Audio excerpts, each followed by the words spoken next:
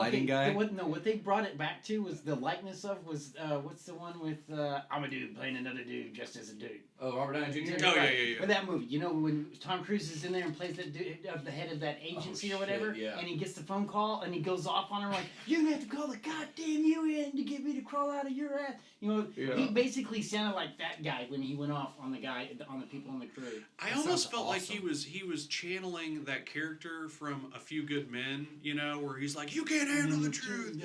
Yeah, because he was like, I gotta go to sleep with that every night. I gotta worry about how people are gonna feed their families and provide their college education. Like that fucking line where he's like, "Get their college education." I was like, oh my god. He's channeling Jack Nicholson. It's cracking me up. That is totally a Jack Nicholson thing right there, huh? He goes, "That's what I go to bed with every night." Oh my god. And if he doesn't have one on, you're fired, you're fired, you're fired, and you're fired. It's like, everybody's fired. Was it? Was it over like a mask or something? Yeah, it was because like 2 or 3 people, which mind you, they're all coworkers. They're all in the same bubble. Like they're exposed to each other, and like I guess 3 guys were over by a computer terminal, and they were editing and talking about something, and Tom Cruise saw it. And they were too close. They were within 6 feet of each other, and they weren't wearing masks. Or maybe they were wearing masks, but they were too close, and he flipped shit. And he goes, "This entire movie is riding on us. The production company has faith in us, and if we fuck this up, we are not going to fuck this up. We are making this fucking movie." Damn. Yeah. It's almost like he's giving like a coach's like speech like at halftime, but like nobody knew they were part of a game. Yeah. You know? Yeah, like we're just holy watching shit. film, coach. Like, Dad just got off work off the midnight shift and came home to the house, and it was a pit, and he was not fucking happy. Yeah. That's what it sounded like. Maybe it's like the guy from Letterkenny. It's like fucking embarrassing. fucking He embarrassing. just shows up, looks at the guy. Fucking embarrassing. I would be so afraid if Tom Cruise was yelling at me. I would be so scared. You know he knows some dark arts or something. You know, after all the action movies he's played, he's ready to kick some ass. I could see it. It would be hard not to laugh, though. I think because when somebody just gets that ludicrous with you, at that point, like you're gonna fire me or not, like I don't know. Maybe I'm the kind of guy that doesn't like having people have leverage over you. Like if you don't do this, I'm gonna fire you. Well, I'm gonna continue to conduct myself the way I've always conducted myself. You hired me that way, you're gonna fire me that way. But I don't like letting people have leverage over my actions. It really bugs me for some reason. His dark arts is. I almost want to do it just when you tell me not to. I don't think you would probably not make it in Hollywood because you have to take a lot of abuse from people you don't want to take abuse from. Yeah, right. I couldn't do it either. Probably. I mean, to stay silent, you know, the whole time. I could probably do it for a little while until I'd get like way too depressed. I mean, Harvey but the first tug job they ask for, man. I mean, I'm out. Harvey Weinstein got away with a shit ton of stuff. Like that's like the case of the fucking decade. Is like that's what he did was like try to control people and got away with a bunch of it. Like that's absurd. Like with the story of us like joking around, like he did that for a long ass fucking time. Like I'm Harvey fucking Weinstein, and you're gonna do whatever I want. That was the way the game was played, and there was no one bucking the system. That was established. It had been going that way for like 50+ years. Nobody ever called a bluff. Yeah. It's basically like, you say you're going to do this, okay. And then maybe they've done it once or twice, and everybody heard the rumors of this person that they knew, but nobody actually followed through with it. Yeah, it was either look the other way and do what they say, and hey, maybe you'll be Batman, or buck the system and never work in the industry again. And if this is what you want to do, then you better shut your fucking mouth. You know? Yeah. It's like whenever, I don't know. I mean, maybe you guys heard more about it than I did, but Katherine Heigl or whatever doing, was it Knocked Up and speaking out about how she felt about the script and how it was demoralizing to women, or it made her seem like to be like that chicks were just really bitchy about stuff like all the time, and she didn't like how it was portrayed. Just speaking out about it in an interview, whoever it was that was running it. Who was the guy that was directing Knocked Up? It's the Judd Apatow. Judd Apatow. Him and Seth Rogen just like immediately. Oh, like what? Why would you even like this and stuff? Like you didn't see hardly anything after that. Like she got blackballed for a while. Dude, she did. The only other thing that she was in was she said yes to the contract of taking the role, and she probably had a script ahead of time. She knew what she was getting herself into. That's a different scenario. My kind of situation is like somebody's threatening your fucking next paycheck. Or threaten your livelihood, or your career, your future, or your career, to be honest with you, I'm the kind of guy that'll go dig a hole and I'll think about it in the morning whether I want to put you in it. If you're going to put me in that kind of situation, I mean that's just where I'm at with it. Because life's short, and if people want to fuck with your life, it's very short. And you only get one of them. That's just where I'm at with it. And you know what? It's funny, that kind of attitude has actually kind of turned out to work in bucking the system. When you look at someone like Joe Rogan, like think of him 14 years ago, before his podcast and like all this stuff like really took off. He got blackballed from doing the Comedy Store because he came out against Carlos Mencia. Or is that how you say his name? Or whatever. Carlos Mencia. Oh, with Joe Rogan did that. Yeah. Well, I guess Carlos was like, people say he was stealing everybody's jokes, and like he got tired of it, and finally, like he got up on stage and called him out. It was this big deal, and then Mitzi Shore banned him from the Comedy Store. And then slowly over time, because he took that stand, people started like being like, hey, Joe Rogan had a point. Like, he is stealing jokes, and that is pretty fucked up. And then the opinion shifted, and then it went the other way. It went the way it was supposed to. And then the entire culture changed, because it used to be like, if someone was stealing your jokes, yeah, it sucked. You had to like cringe and take it. But like no one would really say anything about it because they didn't want to be that guy that's like, hey, you stole my joke, you know?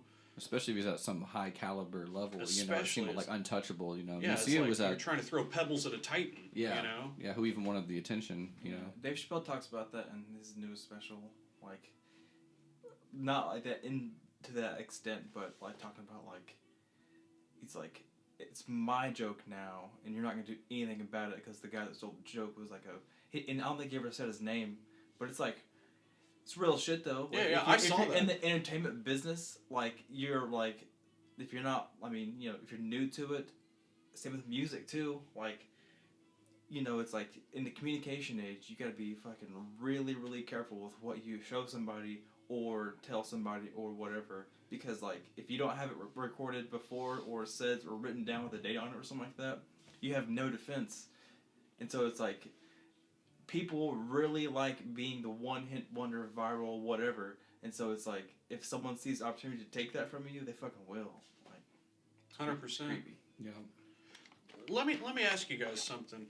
Would you rather tell everyone you're a registered sex offender or have your partner write a review on their public blog every time you have sex with them? Wait, I didn't read that right. It's an easy decision for me right now. Oh yeah, no, I said it right. Yeah. Okay. Yeah. So this is a game I picked up. It's called Pick Your Poison, and throughout the podcast, which let's go ahead and start the show, guys. This is Tyler McCance, Vincent Moore, Michael Stephanatis, John Graves, and this is Space Junk. We're on our third episode now, and I want to thank you for tuning in and listening. We're just talking about whatever the fuck we want, okay? And this is a game I picked up. It's called Pick Your Poison. I thought it'd just be fun to just, intermittently throughout the podcast, ask some Pick Your Poison questions. So everybody, go around the room. Tell me, would you rather tell everyone you're a registered sex offender or have your partner write a review on their public blog every time that you have sex? Who wants to go first? I'll go first. Write that blog. Because I'm not about to tell the fucking neighborhood I'm a sex offender. That's an easy one. I think that is pretty easy. Yeah. I think if you're registered to be a sex offender, not that you do it willingly, but I don't you're think registered. I think that like, is it already, true? I think everyone already knows you're a sex offender. Well, so I don't think that's the way the card is. It's just saying tell everyone. Tell everyone, hey guys, I'm a sex offender. Yeah, and the thing is, no one's gonna even like question you on that. I mean, if someone comes up and says I'm a sex offender, you're gonna be like, oh, you're lying. Like you're lying. You're not a sex offender. I mean, I think if you go out of your way to tell everyone, including strangers, dude, they're gonna believe you. No, they're definitely gonna believe. That's what I'm saying. Yeah. Just say that you're a sex offender to people. People are gonna believe that shit and be like, well, I mean, there must be some dark thing that you did, so you wouldn't be able to get away from that. You wouldn't be able to just say, hey, for one day I told everyone I was a sex offender. The next day I was like, I was just kidding. No, damage is done. Like Michael's a sex offender now. Pandora only comes out of the box. Come over to my house. That podcast we're gonna do tomorrow? It's canceled, man. Well, forever. the problem is nobody would answer the door the next day for you to fucking tell them it was a joke.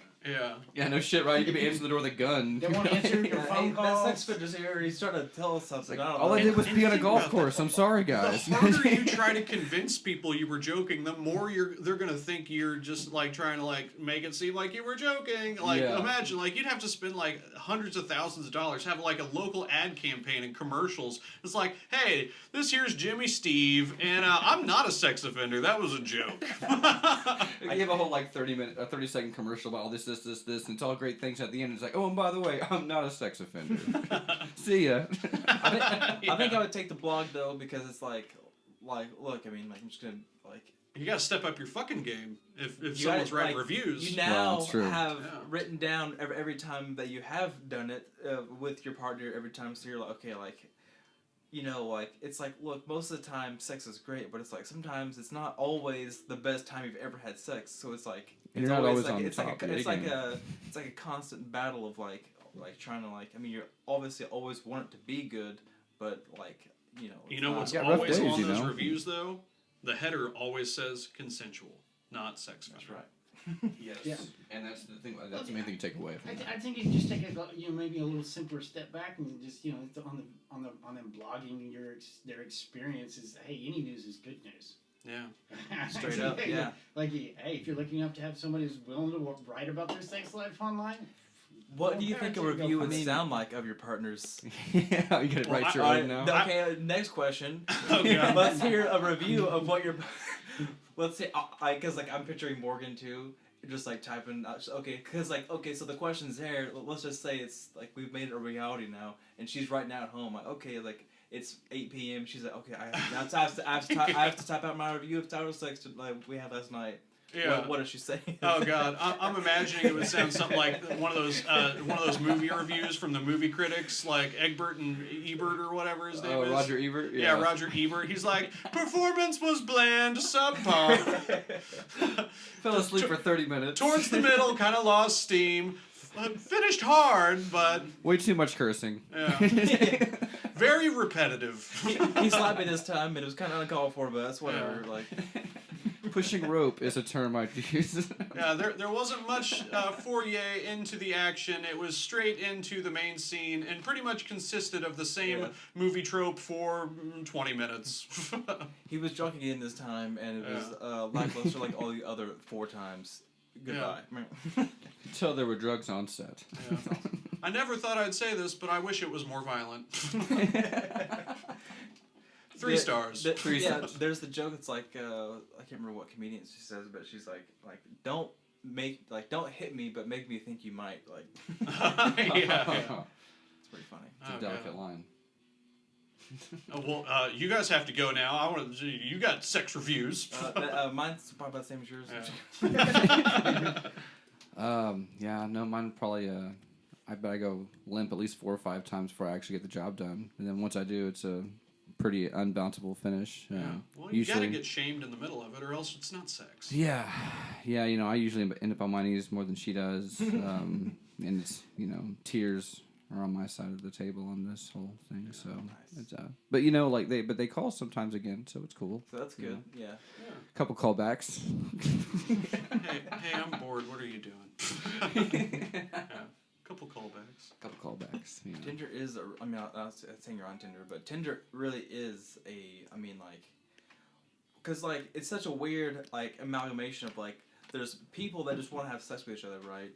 Like that's understandable. But then there's also the people that are like looking for love, and so it's like, is that like I've never been on there, but is that how it goes? Not saying you guys are on there or have been on there, but like I'm just asking a question. Like, is that how it goes? That's a pretty big. Like, that's a pretty big. Like, yeah, if you're part swiping and you're like, whatever, and she's like kind of looking for something serious, and you're just like, okay, like you just lost an opportunity because like I don't want that right now, or whatever. Is that how it works? Like, for the most part, I don't really have a whole lot of faith in it. I mean, you get hook up every once in a while and stuff, but like for the most part, I mean, it's just really like the thing they've done is made it so easy to just base everything off appearance. You're lucky if you even read their. I mean, they're lucky if you even read their profile. Like, if you make a profile and you actually have like a paragraph on there. So have you looked up who were you Tinder? writing? Yes, just Couple times, Yeah, or like it was nice. Yeah, a like I said, couple callbacks. Couple. dude, that's nice. Okay, so like, how does that go? Like, what do you do? You just like, hey, like you send them a message and you're like, I like your tits. No, well, those guys are out there, and they also made a block button for those guys. Oh yeah. So you have to like obviously you do like their tits, but Yeah. you have to pretend like you don't like their tits. It's You're like, like, hey, like- you have a gorgeous. You would set go to a of girl at a eyeballs. bar and say that. I would you? know, but like, But you Tinder's might. a little bit different. It is You- a little different. You know, the only reason they're there is to try and get some sex. Unless in their profile they've written all this out, that out, and if they do that, they're at least not wanting to come across that like, hey, the first guy that messages me is this, because I guarantee you every chick on there is getting bombarded with messages. So then it's their market, So then you have to actually stand out along with. You gotta say something funny and witty. Yeah, so you pick out a picture or something, and you're like, oh yeah, like this, and this is something. You mentioned something. You look at one of the like, that's how I do it, but then I kind of enjoy the little conversations. Not gonna lie, some guys don't even want to have to talk. I mean, they're like. Yeah. So you're meeting guys on there. Yeah, no, I mean, and that's usually Guys, at the last resort, That's called like Grinder. yeah. That's what you they're download probably on next both. whenever you're desperate. There was a joke someone said, and I cannot stop thinking about it. It's just like I don't even know what show it's on, but the punchline is like, if you can't find me, I'll be the closest one on Grinder, and I can't stop thinking about it. It's so funny. It's just a dumb little one liner, but it's hilarious. Oh yeah. If you can't find me, I'll be the closest one on Grinder. Dude, I wonder how many skateboarders have accidentally downloaded Grindr. They're like, hey, man, like I just can't get it down. Like I'm just gonna see if there's an app or something like that. How many And then- potheads? Yeah, I'm looking for some guys like me that are just out there trying to grind. Probably a lot. Also, a grinder's a gamer that just is constantly on Oh, one yeah. thing, Oh, yeah. constantly in one area, just grinding out, trying to get something. Dude, that's done. me in Red Dead right now. I've been farming XP, dude. Like I can't. I'm catching up to your No Man's Sky mark. I hit 125 hours. I played for 5 hours today. Hey. I got up at 8:30, made coffee, fucking just started playing. Man, You like, get it's- done I'm getting addicted. butt fucked by some dude on Grindr, and you're like, ah, shit. You're like driving home. You're like, we didn't talk about video games at all. Yeah, it's like we didn't. Nothing got accomplished. Like, Fuck. I I didn't know. totally gay. forgot to talk about Red Dead. I gotta go back and ask him about this. Wait a minute. I forgot to ask you. Yeah. It's like, and then you're on your way. God, we had sex again, and we still didn't do it. Or I we even still brought it up didn't. this time, and he didn't even seem like he was interested in talking about video games. Gave me a fake gamer tag and everything. Yeah.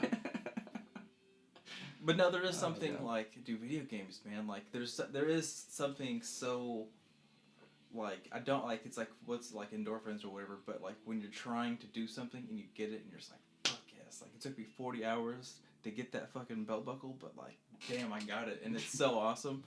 Red Dead is like I like it a lot because it's a classic video game.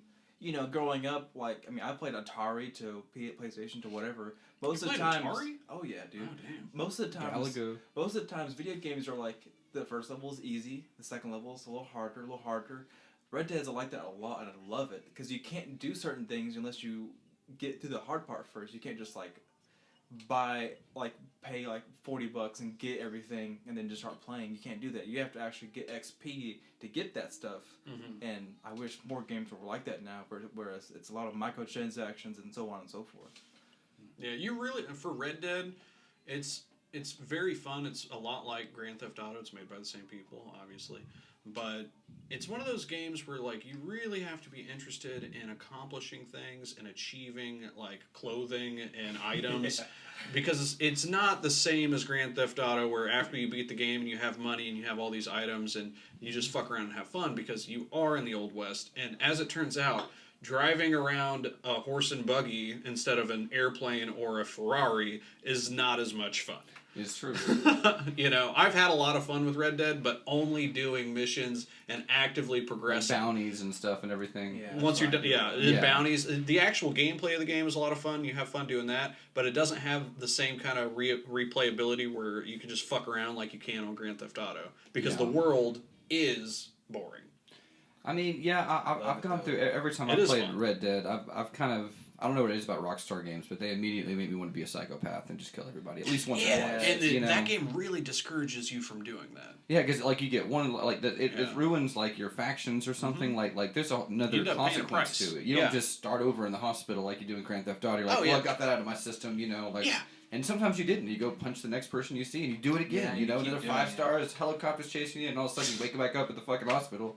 All right, so I'm gonna start playing the missions now. I don't know, maybe. Yeah, Like, the other thing about Red Dead 2 is like you can accidentally have like a 6-star wanted level just by bumping into people. Like, Oh, have shit. you ever done that on accident? Walking around in New on the Red Orleans? Dead Online, if you accidentally, like, I trample people all the time because I'll be Yeah. running with my horse, and Yeah. some dipshit gets in the way, and it says, red, like, dishonor, like, trample. I'm like, what the fuck? And all of a sudden the whole town is, like, fucking, just, like, our fucking... He was a Yeah, good West. guy. Dude, The they whole go the town fuck is after you. pissed. And they're like, you killed Bill, like... He was Yeah, the only they- goddamn comedian we had. Yeah. And they're all pissed. And what's also cool about that is, and which is what I've been doing, like, if you keep doing that, players can now earn money to turn you in for a bounty, and that's what I've been doing, is hunting players that are assholes, and it's so fun because That's a really cool concept. yeah, I like that a lot. I've been bounty cool. hunting players that are being assholes, and I get money for it. And all last week it was double XP, and so I was, Is it a sizable amount of money? no, I mean, like, I was doing it for the XP because Yeah. you get other rank stuff For the fun I mean, of it. Yeah, I mean, I would get like maybe like $30-$40 a person, and which is kind of a lot in that in the When online. you 'cause, hog tie them or kill them or. Yeah. like, it's dead or alive. You get more money if they're alive, but sometimes if I have my game chat on and people are being stupid, because like I'll stream on Twitch and people love saying the fucking N-word just all the time, and so I have to turn that off. But sometimes I'll turn it on to see if like sometimes it's like a 9-year-old kid, or sometimes it's like a 50-year-old dude, or whoever. Yeah. But it's fun. It's super fun. Oh, so you can hear them when you When you get within a take them certain in custody and stuff? radius, Yeah, it's right? got, it's got proximity chat. It's pretty fun. That's pretty slick. Yeah. It's super fun. So then you can kind of like what if you're getting close? You're like, what the fuck are they? They're No, hiding, they and all of a will. sudden you can start hearing them. They're like, oh shit, dude, I think he's over there. Oh god. Yeah, it happens to me a lot too. Like I'll be like, if you're playing, like, there's 2 modes, like offensive mode, which means people can kill you just at will, or defensive mode, which if you want to do missions, you can just do that and people can't affect you. I'll forget to. I'm in offensive mode, and I'll see someone on my radar come out because it shows you whenever a player. And if they're like a dishonored player, they'll be red. And I see one coming up. I'm like, okay, like I should be fine. And oh shit, I'm in offensive mode, and they just keep killing me, and then I'll. But what's cool is that you can choose to feud with people, and you can just fight for 5 minutes, and then it won't let you kill each other. Like So, fist fight or well, no, shooting like- too? Like, you get a 5-minute round, and whoever gets the most kills wins, and it parlays you both, and you can't touch, and it sends you both off the server. So it's great because people can control, but only so much. Because like I like to do it sometimes too, and so because it's fun, because people. Can you it's imagine great. if that was in real life? That is really cool, yeah. That's pretty it's- slick. You didn't it's have road rage. You just pulled over on the side of the road, beat each other's ass, and all of a sudden you just ended up on highways going different Yeah. directions home. Yeah. That All would your be cool. injuries are repaired, and you're like, well, I got that out of my system. Yeah. All right, I'm ready to go to work now. Yeah. I mean, humans do need that. If just being living has taught me anything, it's like people tend to be more reactive than proactive, or whatever. Like it's like I've noticed the people that are like outwardly dicks and like run their mouth a whole bunch are the same people that really haven't ever gotten their ass whooped. that you too. know? Yeah, That true. too. Like some people just go through this world ignorant of the fact that like one of these people are gonna fucking At whoop any your point, they can ass. come and hit you. You really are. You are just a Yeah. meat bag, and it doesn't take Yeah. much for anybody to get hurt. Yeah. Yeah. Oh yeah. And And it's not even really the punch or the Well, fight. I think It's a lot- you hitting the ground. Well, I think a lot of it's who's armchair gangsters. You know, like too many of them online that have not had, like, you wouldn't speak that way, back in the day. You wouldn't speak Yeah. that way to anybody. Because you get know, backhanded. backhanded, you teeth, you pick your teeth up, and that's just talking to your parents. You know what I Yeah. mean? That's not talking to some random stranger who does not care who you are or your opinion on the subject. Or can probably get away with knocking your ass out real quick and get away Yeah. without consequence. And then he's probably your boss and tells you to go back to work. Yeah. As far as smack talk on the internet, like I try not to do it only because I'm bad at smack talk and comebacks. I'm Yeah. pretty bad too. Yeah. Well, I I'm don't not have that any, great either. I'm not on there anymore. Like, but I will read type a message a couple times. Well, the other one is like, yeah, I know that most of it's trolls. I just treat everybody as trolling me, and that there's no reason to give them any more energy out there. But no, I'll go out there and see what's going on. It's a good way to test the waters, I think, on where people at. Like, I like to flip the script and get super positive and just be like, "What's wrong with you, bud? Yeah. Like, what happened? Like, what's going on? Why are you so angry?" Well, that's why I like Arnold Schwarzenegger's replies. Like when somebody gets on his reviews and like shoots him down or shoots somebody down, he comes across like you're talking about, but he dresses him down like Arnold does. He's like, if you got two choices in life, you can either start appreciating what everybody else brings to the table, or you can continue doing what you're doing and not be satisfied in life and never win at anything. And he like breaks it down and gives them, I don't know. He's like trying to improve lives. But what's funny is like even that sort of response, I think, to a troll like is still worth whatever insult that they're ready to get out. Like if I knew that I could get Arnold Schwarzenegger to give me some life advice, if I just called him this and this, which personally I wouldn't, but if I'm a troll, I would send that shit, dude, and I'd be ready for whatever the hell, because I know he's gonna respond, and that's what they wait for, is that acknowledgement of like, hey, they do. They want to know that they've reached out into the world and tickled something. Yeah, and got a response out of it, and it got the recognition. Yeah, for a exactly. moment, That's a big thing. If you can talk shit to a celebrity and have that celebrity talk back to you, you're like, oh man, my week is made. Yes. Yeah. You'll talk about that for years. Yeah. If nothing else happens. Arnold owns it to a point that it's like he's not. I don't think he hopes to maybe reach that person, but he's more like a teaching point for anybody else who happens to be reading it. Sure. Yeah. You know, that there's this other point out there on the internet, that there are people that think this way, that you're not alone. Like, just by, we because of the drama and the bait click stuff, we always see the negative stuff, we always see more of the pessimistic views, the things that are drama related, but very oftentimes we don't see the things that are more uplifting, that speak of greater truth, that everybody resonates with everybody. It's on its own. You'll hardly see that very often, so it's important for people to stand up and say things like that. Also, you have to take into account that Arnold probably knows that he can't just fire back with seriously inflammatory shit and be like, "You buck-tooth retard." Yeah. Like, he can't say that because he's Arnold. Well, he's also an ex-governor, too. Like, I think he's been in the spotlight so long. That too, I think he knows when to pick his battles. Too. And, at some point, if he really does feel like, oh, they really got me upset with this one. And then, he's like, I'll be bigger man. Like we already know you're the bigger man here, but go ahead. Send him some information. Dude, he channels his Turbo Man instead of his Terminator. Like, what a fucking resume! Arnold Schwarzenegger is like a 5-time Mr. Olympia, which, if you guys don't know this, is basically one of the buffest dudes on earth, and I like bodybuilding to an extent. Yeah, I do like buff dudes. I like bodybuilding to an extent. I am a fan. It's appreciated. But you're working out a lot, And also he was a fucking governor of a state, which that's crazy. Also, and also he's the fucking Terminator. Nobody else can say that. No one else is the Terminator. And he married into the Kennedys. Yeah. Did he? Yes, his wife. Little Driver is a Kennedy. Yes. Yeah. Damn, I didn't even know that. That's fucking. I didn't know that.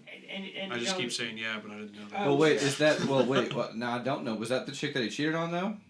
Yes. Was that? Okay. Yes, with me. I hate to bring up bad shit, but I he's just want to make sure. Arnold. Hey, but when it comes to cheating and fidelity and the Kennedys, we know how that goes. What's hilarious is he tried to deny that he did it, and then you see his illegitimate love child, and it's brown Arnold. It's fucking Arnold Schwarzenegger with darker skin.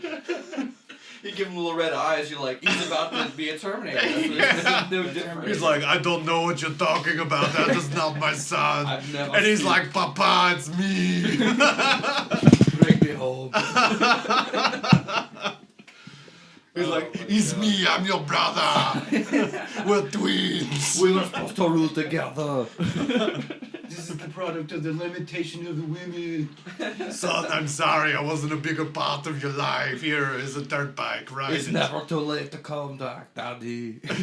He's like, here comes my boy on his moped. He's like, ah. Oh my god. No, man. I wouldn't mind. I mean, what's funny is I feel like until he dies, he's almost like, he's going to be, I think, in any sort of Terminator movie that comes out. Because I know that they've already made a lot of them and stuff, but like even just recently, he was in the most recent one, right? They even had the chick that was from the second one, right? In it. This might be in poor taste, but when Arnold Schwarzenegger finally does die, they should cut a hole in his coffin and put his rigor mortis hand out with a thumbs up, and then lower him down in the grave. Just as a callback to Terminator. So we should start writing him to make, because if he puts it in his will, it's gonna happen. Yeah. We should just start having him He's like, I don't want that role to define my life. Well, I mean, I imagine over Too like, bad. all of his life Too bad, and the number of times motherfucker. he's done the Terminator and probably wore a bodysuit for motion capture cameras. They probably have a stockpile of stuff to like run just a CGI of him and everything ever after. And see, that's another interesting topic. We totally live in a time where we have the computer graphics and the CGI and the processing power to effectively keep every actor alive forever. And if their family signs off on it, and a lot of families probably would sign off on it to, make that money. It's like if you were Tom Cruise's benefactor and he was dead and you didn't have to do fucking dick and the studio's just going to write you gigantic checks to like put his likeness in movies in perpetuity forever. Yeah. Dude, you'd do it. I'd do it. I'd be a piece of shit. Well, it's funny, making me think of like some Black Mirror stuff, with how they would transfer the consciousness into something, to be your little Amazon like home. Not even that. Not even that, but just having other actors look like would that. you still have a discretionary line that you're like, hey, we still want some say in which films we're doing here, not just a carte blanche. Well, next thing you know, he's on OnlyFans. Yeah, but that's the thing. It depends on the person and it depends on the demand. Like if the demand is super fucking high for your reincarnated family member's likeness to be in movies, then yeah, you can be picky. But what if you fall on hard times? You lose everything and you give up your rights, kind of. Not that you give up your rights, but yourself. But what if your family member is no longer a desirable person for someone to recreate and film? Yeah. And now you have no money coming in, and a porn guy's like, "Hey, can we have your uncle Tom Cruise That's the be perfect in this twist. porn? Can we just have him fuck this chick?" It's exactly what I'm thinking of in my head right now. Like we're on the same page right now. Because Yeah. I'm thinking like 4 lines down the Cruise like tree. Yeah. And you get that contract and you're like, well, hey, am I gonna still keep getting my money? Like we gotta accept this. And Tom Cruise, like nobody still wants to see Tom consciousness Cruise is going anymore. through all this. And now once he becomes this consciousness, he doesn't get any rights. They have to put him in whatever movie you want, as long as you sign this. Yeah. And he's over here pleading with you, like, come on, this, like, I don't want to do this anymore, this. And you're like, well, I Shut want up, the money. Uncle Tom! You're gonna be in The Mask 14. They're gonna do it, yeah. The money's too good, damn it. Yeah. And if you don't do the money, you have to support his consciousness because it costs money. And you're like, well, are we gonna do porn or what? Yeah. Like I need to.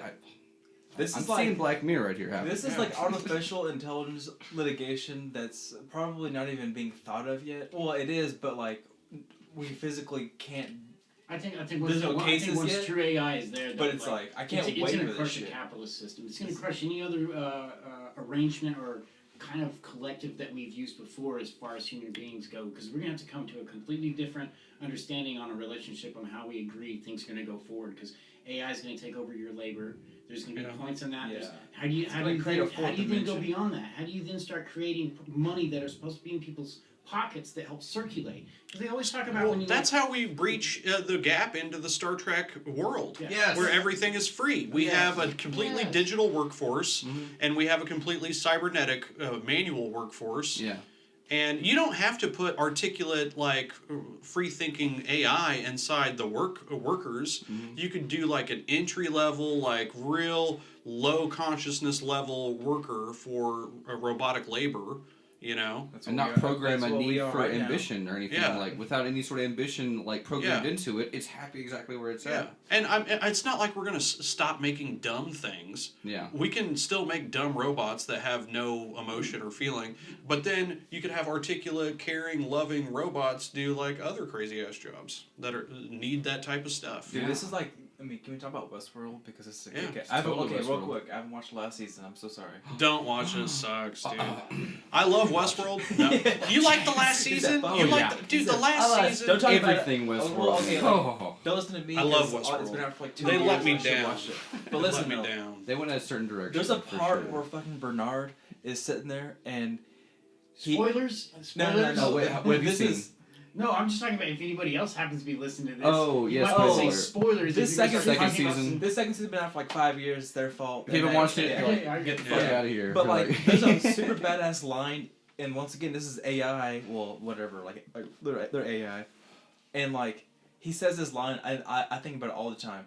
He's about to have to go into like the Westworld, whatever, like Red Dead, fucking whatever, and he's about to get his head drilled in to have to take the thing, have to do it, and she's like, "That's gonna hurt a lot," and he just looks at him. And he goes, "Pain is just a programming." I'm like, damn, man, that's a thick ass line right there. That's like, a poster, dude. I think about it all the time because it's so cool. Like, I'm like, dude, it is just a programming. It's true. And, like, I think about that when I get tattoos.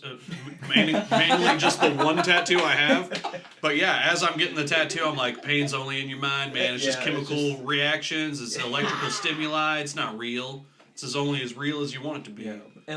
But then I almost did lose my shit before I came here tonight because my daughter shot me in the face with a real powerful Nerf gun. Ooh. Yeah. Yeah, Man. like I was picking up Nerf guns because we just got done having a Nerf fight, and she had one cocked and loaded and shot me, and it almost hit me in the eye, and I just about lost my shit. And she looked at me, and I looked at her, and she was like, "I'm sorry," and I was like, "I love you." I was like, "You have to go to your room now."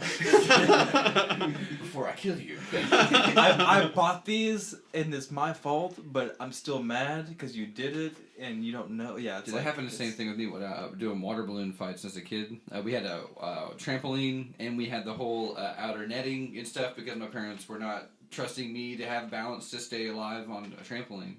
And we would get these water balloons, put 50, 60, however many you could make before you just couldn't take it anymore, and you threw them all on the trampoline. Yeah. You know, and then you'd start jumping, and they would just all jump up there with you and shit. I mean, like, I want to do it again right now. Seriously, guys. Like, Yeah. I got cameras now, too. We could really make a thing out of this. Yes. Well, yeah, and it's just going to be, 4 guys doing it, but, I think more that injuries sells. on trampolines have happened because of that safety netting, because it gives kids a false sense of security that the netting is going to save you from the dumb shit that you can throw They at could it. have bounced off of it or Because, something. I would never try to jump off of a trampoline at full bounce when you don't have a net. But when you have a net, you're like, let's see how strong this thing is. And I did. The first time I ever got a netted trampoline, I was like, I'm safe. Nothing can hurt me. I'm going to jump full force into this wall. And it just broke. It just Yeah, it just broke. Oh my I mean, God. I understand why you would want to get in there with all the water balloons and everything else. Yeah. I had a different mindset. It was like, why don't we call up an escort service and have women come over and jump in the trampoline with the water balloons while we watch? Let's do it. This is It's a little more expensive. Yeah, I was about to say, money. Hey, money. Money is why. Why am I not having Okay, sex so suits you every day? can Well, put up a money. flyer at the local college and be like, hey, we're shooting a set. We've got this for our production channel. We need a few Hey, extras. he's got a point. I like it. Here's our Yeah. website. Go ahead and send your face shot and your resume to Yeah. us. I just We'll want to let sit you through and see girls if you're- know. Yeah, this is a lot of exposure. As long as you guys are doing all that stuff, and I'll just have to just join. Hey, I can't throw any money And the down other part for is it. we I get can't- your cameras are rolling from the minute we start because it sounds like a lawsuit is very possible. Well, I'm without wondering all of too- this being videotaped the whole time. If we can put golf balls in there too, that's literally the introduction to Par Talk. Just have a slow motion little video of the. You know how they'd have the man show, and it would just be Girls chicks on jumping on trampoline? trampolines, and it was just It's for just a a bunch couple of- minutes. bunch of Like, nice- and for some reason, every time it came on, you were like, "I'm ready to watch this show." There's just a Like, bunch of nice chubby ones bouncing around. it's the only show you'd ever stay and watch the entire credits for because they were, breast bouncing exactly the way they should in the background. Why is And that a interesting. thing? Like, why do people like bouncing breasts? Bouncing breasts. Because they're already Wait, great hold on in a second. other movies. You wanna see how they Can you react? tell me one I thing bad? lo- Wait, can you tell me one bad thing about bouncing breasts first? Well- if you can do that, you might solve it. Here's But the- I'm I mean, having okay, a hard time over here. Here's I'm having a hard time. okay. I'm coming at this from a point of view that is it's much of the same. I've dissected it a little bit more. I love boobs. Don't get me wrong, and I get the appeal. Like, you're looking at a bouncing breast and you see how it flops and it fills the void, the mystery in your mind of the dimensions of the boob Yes. because you're seeing it in a range of motion that you didn't see it in before. So you're like, okay, it's got this much girth, it's about that size, the nipples are here, so it's filling in It's dark like 4K spots. immediately. Yeah. But like And so 4D. you're having to guess at all these things when they're just static boobs, but when you see them bounce, it brings them to life. Sure. But I'm just saying, like, boobs look good in their static position too. That's true. I mean, Yeah. I think And I would say that's a preferred position because when boobs are all the way up and about to slap her in the face, I don't think those look as good Well- as static boobs hanging. But what makes you? What makes you? Like, what does it incite in you whenever you see boobs bouncing? Like, there's some force that's being put into play that's making them move. Now, what's that force? In this instance, it's a trampoline, but it looks exactly like the force I put on it. Yeah. Whenever I want to see him bounce I as see, well. I see You know what you're I mean? saying. So now Yeah, I'm seeing it an extra- simulates your force. And- Yes. That's Then the you can force. imagine it's you that's doing it. Yeah, I that's see what exactly you're what they saying, would yeah. look like if she Another was jumping on my caveat, though. trampoline. In bikinis, or naked. Because to me, I think I would dig it more in bikinis and there is you know what I mean. Yeah, bouncing boobs with clothes on, I see the appeal. Bouncing naked it's boobs, hidden a little bit. bouncing naked boobs, that's like too much. Yeah. That's like putting sugar on your ice cream. Yeah, it's like, am I alone watching this, or like, do I need to get alone real quick? But the bikini part is like, oh, I can't see all of it, but I can see most of it, but not all of it, and like, that's what makes sexy. Laws of attraction is very weird. Right there. Like, I think about laws of attraction are super weird. Like, both men and women are attracted to the weirdest things. But it's like the bouncing boobs one. It's like, look, like across the board, like, if we can figure out what's bad about it, then we've solved the problem. Yeah. I agree 100%. It's true. like, look, It's a good way to look at it. the more I'm thinking about how bad bouncing boobs are, all I'm just thinking about is just bouncing boobs now. I'm like having a great time still. Like, Since you guys were talking about trampolines, it made me think of this video. I wanted you guys to watch this. This guy is jumping off of a deck onto a trampoline that's frozen. Oh yeah. You see it? Oh man, Looks like I watched that like 500 times. times. Looks like the shatter screenshot. yeah. We'll show it again here. Here he goes. Oh, dude, that is tight. It looks It's like so It looks satisfying. like a five like gum that. commercial. You know what I'm saying? Yeah. Like, Oh, it is. They would. Yeah, breaking the 5 gum. Yeah. Intense. This flavor's called Shatter. This flavor's called meth. He says, "Oh, Mr. White. Oh yeah, Mr. White. oh fuck yeah, Mr. White. This is bitchin'. Breaking a 5 gum, bitch." It sounds like the White. Rick and Morty version of 5 Gum. Yeah, Dude, man, that show is so good. But like, I love it. I just really hope that they don't like. They're the type of people. Oh. And once again, I don't know them. While you're personally. up, can you just grab that bottle of wine? I'm sorry. This This I was thinking I should. This is a trope that we have where I tell everyone to get me alcohol and I never leave the room. Well, that's the perk of being behind the drums too. Yeah, I'm kind of trapped back here. I'm sorry. We bring Thank me a you. jug to pee in because I can't get over there and like. Yeah. No, but like, I'm like. From when I was on social media and I followed, both Dan Harmon and Justin Roiland, they're definitely the type of people that's like. And I relate because I'm kind of in the same way. Things like the Thanks, man. the times like they know that they're super famous and popular, Mhm. and now they're uninterested. Yeah. Is there a cork out there? Oh yeah, there's a cork. Do you want me to grab it too? Okay. I didn't see it either. So. I'm not gonna spill it. Okay. I'm just You don't afraid plan that on failure. they're gonna get uninterested now because now they're famous because they're the I exact. don't think that. I think that they might be like I think think that they that- know that like okay like you know what I'm saying like the type of people that's like oh we're famous now we're not that Well, see, that's a pretty people luxury, and neither one of them are pretty people. yeah. So they know what it feels like to fight and scrape and Yeah. philander for their wealth and their fame. Even if they ended with 4 seasons, they'd be the like. There's no other like. I mean, like I love cartoons more than most I'm just saying shows. I think that It's they one of the best recognize cartoons out there ever. Like it's such a It great is. fucking show. it's better than The Simpsons. It's better than Family Guy. It's better than American Dad. It's better than Futurama. It takes. Futurama and American Dad's close. So, man. I mean, I like American Dad. Futurama's a great But show, man. you know what? Futurama's- I'll tell you one thing. When I watch American Dad, my mind wanders and I don't pay attention to the episode. Yeah. But when I watch Rick and Morty, I'm watching Rick and Morty. I'm not looking at my phone. Yeah. I'm not doing other stuff. I'm watching Rick and Morty. Yeah. I Are feel they you. still making new episodes of all those series? Like Yeah. Futurama's No, is well, Futurama No, still going? Futurama's done. No, it's So done. Futurama's done. Family Guy, is that still going? Yeah. Yeah, but And American But Dad. it's so American dead. It's so Dad dead in is- the water. they are American, still doing American Dad. yeah, I like American Dad. I love American Dad so much Yeah. because it blends the alien Republican left middle. Steve, you like- care about everybody. It's just a better like I like how they're like they make fun of the right and the left and the middle and the up and the down and they're like and there's an alien involved and like something about it of them just like It's it's good like chemistry. like I swear like your dad could watch it and still laugh because they're making a Republican joke. Yeah, no, my Like- dad loves it. That's why I like that show is because like they're not trying to bring anybody down or make fun of. They're just like making it like it's like the fact that it could make someone on the left or right think like laugh at themselves. Mhm. That's what I like. Like Yeah, it's, for Well, sure. it's not so much like they're punching up or punching down. They're just an equal opportunity puncher. exactly. Yeah. Yeah. Like, almost like South Park, kind of like. Yeah, South Park. I mean, yeah. Yeah, So but sometimes where you the- can see agenda, but like for Yeah. the most part, it's just like they go for. I mean, whenever they did the national anthem, I mean, I still give props. That episode where they have J.J. Abrams help them to fix the national anthem because, you know, the big controversy going on with kneeling for the anthem and stuff and being respectful and what, you know, the symbol meant by not standing and different things like that. By the end of the episode, I don't know if you guys have this seen South Park? Yes. I don't remember Yeah. it. I don't remember that. Well, Yeah. they start out the episode like at a volleyball game and stuff, and seeing like at a high school volleyball game middle school, and all the announcers are all talking about, you know, the anthem and stuff, and who's going to sit down. By the end of it, they have asked J.J. Abrams to help them fix this problem, and J.J. Abrams rewrites the national anthem, and whenever they reveal this beautiful genius mastery.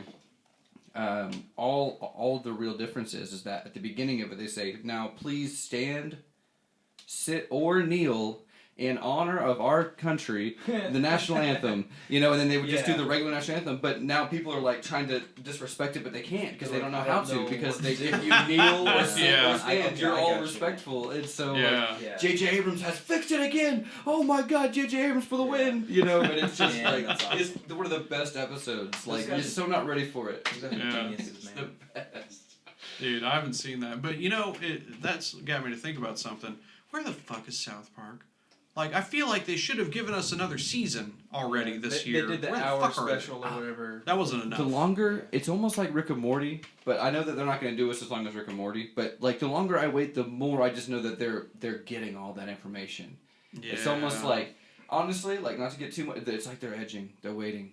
They're gonna make sure whenever they finally let themselves go out, it's going to literally paint this entire country. I guess. And I think, to be honest with you, I think after this year, they might have one more season, but I think their time is done. You know what I mean? Like, as far as the group of people that's grown up with them and 24. People and their demographic and what numbers they pull. I mean, I think it's already hit the peak. I think after this year, how do you top this year?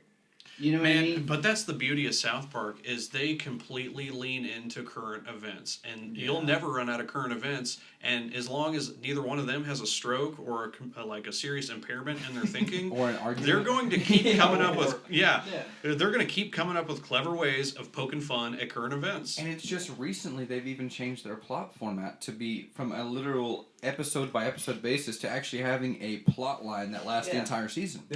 Only recently, like the last 5 years. Yeah. Well, honestly, since Trump and everything, if you think about it, doing that. No other adult comedy does that, except kind of maybe Rick and Morty, but not even really. Yeah. They do. They're doing complete series thoughts. Yes. And they've done it, I think, 2 years in a row now. Mm-hmm. A few for sure. Yeah, with the whole Trump presidency, because they had Garrison, or was it Mr. Garrison? Yeah. That was running for being Trump and stuff on it. Like, you haven't seen it, have you, John? Mm-hmm. South Park. Okay, yeah. Oh man. We'll see. Honestly, it'd be hilarious to have us all watch it and have Mitch watching it too, and see how long he watches it before he wants to go outside and have it. Well, because I don't think that would go. It's well, I think it would, because they're not anti-right. They're not anti-right. They're I think the format for him is what it would be. It's too toilet humor for him. With the cartoons and the media that is being communicated to him, him coming even from in that industry and that kind of lifestyle. Yeah. To him, I don't think it would resonate to him. He wouldn't appreciate the media. Sure. How old is Mitch? He's probably 64. Yeah, 64. My dad is 60, and he loves South Park. Yeah. Your dad also is hilarious. And Mitch is funny too, but at the same time, he's wounded right now a little bit. I feel in his political position. I've only met your dad 3 times or 4 times, but I literally just I really picture you a lot. And obviously I don't know your dad. It is so but it's hard. Your dad just reminds me of just because of all the conversations we've had in the past and the way they ended up going to, Yeah, he's crazy, man. He's out there. And my dad, growing up, all he's ever wanted to do was find a creative way to embarrass me in front of somebody. Oh my gosh. He loves doing that. Just so you guys know, his dad fucking invented something the turbo scratcher. Him and my grandpa, they had a plastics company here in Broken Arrow, Avtech Enterprise, and it was like a vacuum plastic forming company. And a long time ago, my grandpa was like, "Oh yeah, well we need to find something to." For the cat to scratch on besides the office furniture, because clients are coming in and seeing this furniture, it's all ratty. So there's a guy that drank formaldehyde Jesus. Yeah, Oh, he was one of the warehouse workers. His name was Crazy Larry. Before he drank it. Yeah, this was before he drank formaldehyde. No, it was peroxide, not formaldehyde. It was peroxide. He would drink peroxide, but it turned his hair yellow, and he eventually died. I would guess from probably drinking peroxide all the goddamn time. But his name was Crazy Larry, and one day he duct taped a whole bunch of cardboard boxes together. And it was the corrugated cardboard boxes, but since they were all taped together, it formed like a block. And he cut that down, and so he put that on the ground, and the cat's like scratching on it. And then one day he brought catnip in and put catnip in it, and because they had an office cat, like I think they had 2 office cats that just like lived in the warehouse in the alley out back, and would sometimes come in and stuff. And so they started scratching on that instead of the furniture. And my grandpa was like, "Oh, this is kind of cool. We should figure out a way of housing this in a more good looking way." So he got a form out, and he made this thing, and it was basically just a round thing that would hold corrugated cardboard, and he spiralized it instead of just having like stacked layers. So it was a spiralized little layer of corrugated cardboard that would like hold catnip, and then the cat's like scratching it, breaking the little pieces apart and stuff. And when was this?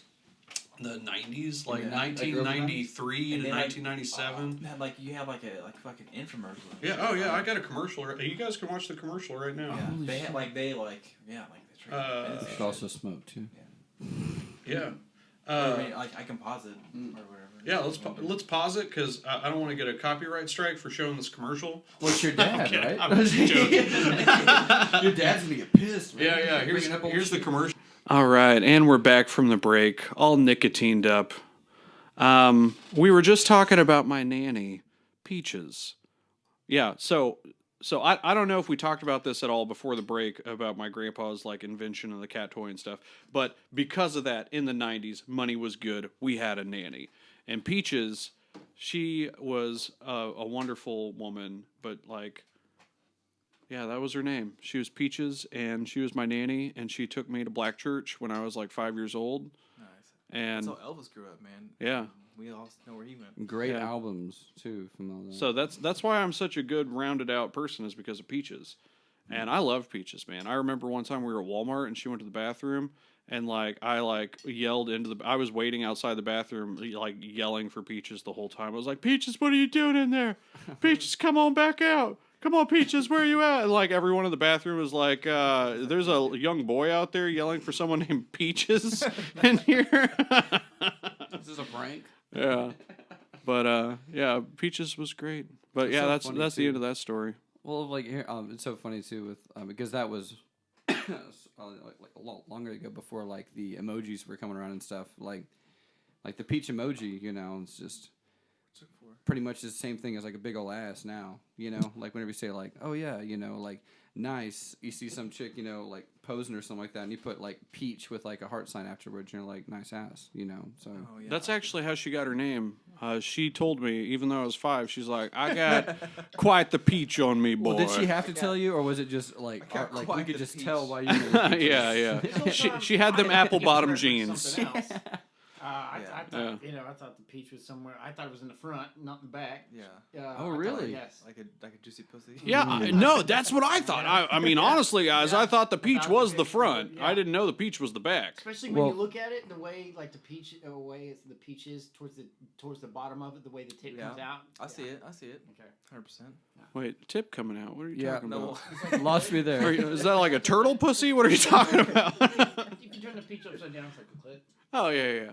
Okay, yeah. Okay. Well, for those of us that enjoy the front and the back, it's just one big peach. One time, it's just one big peach. It's fine. It's all good.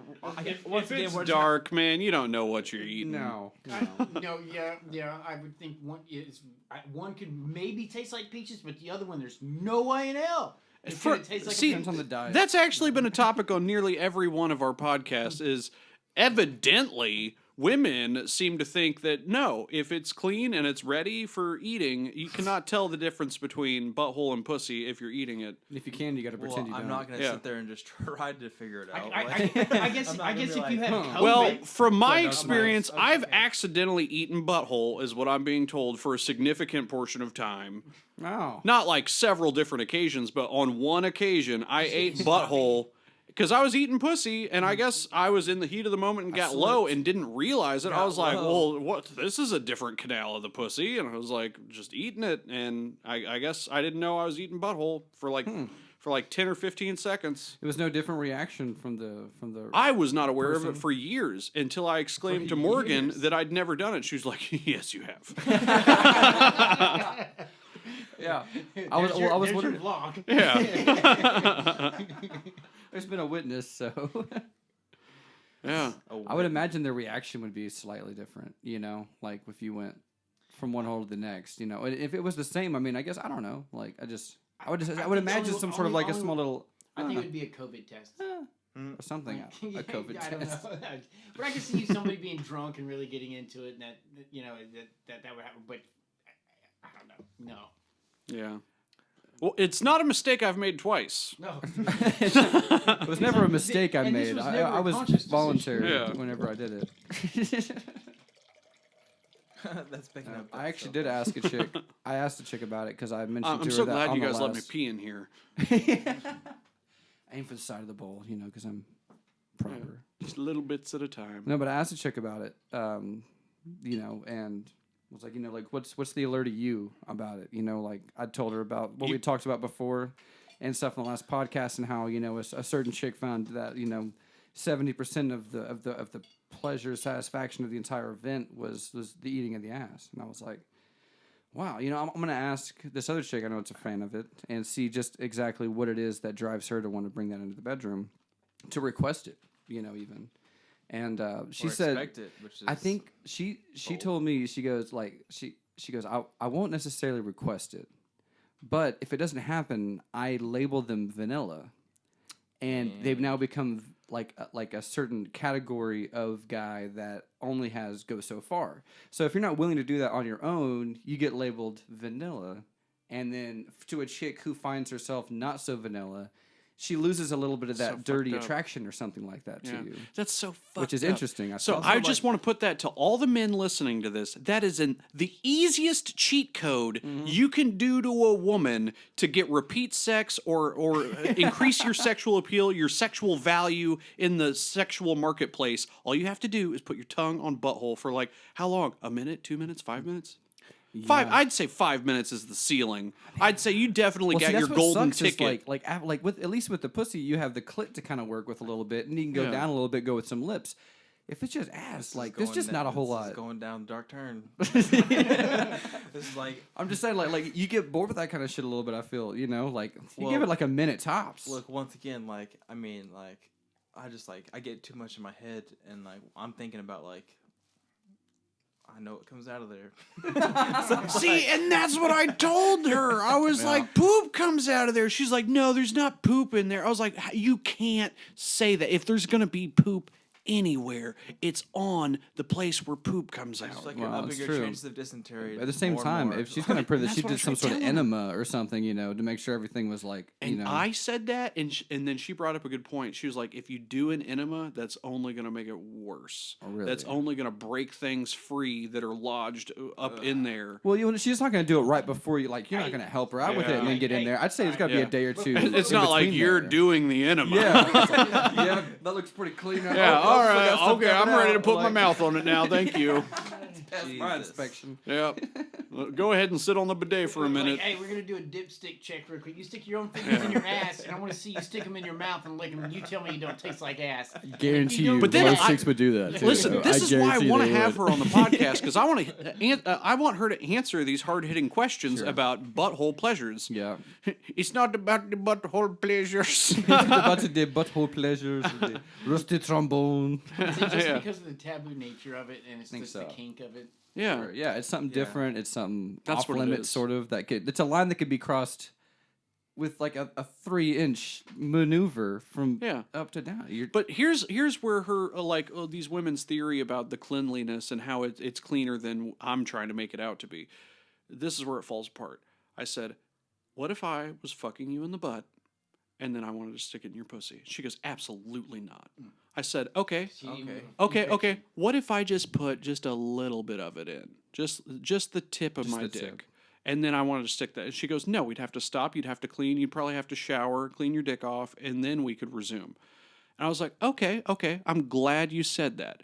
Because what happens when I'm eating your butt? And she goes, I was like, yeah, because we already covered this, and I'd already got her to admit that when you're eating butt, it is kind of expected for the tongue to go in the butt. Yeah. And the tongue can go in the butt just as far as the tip of a dick. Yeah, that's true. And if you're okay, and I got her to admit all this before I got to the part about the butt fucking with the dick part, is I got her to admit, oh, yeah, my butt's clean. I wouldn't have any problem kissing you after you ate my butt. Oh, my butt's clean. I wouldn't have any problem with you eating my butt than eating my pussy. And then I was like, but you have a problem with my dick going in just as far as the tip of my tongue and then going in your pussy. So you have to acknowledge that there's a cleanliness issue because you're not willing to have my dirty poop dick go in your pussy. Yeah. And she was like, it's different. I'm like, no, it's not different. You just haven't thought about this as much as I have. I think the main difference would be, I mean, like, if she expects you to do that, she has to be okay with you then doing, like, ass to mouth then.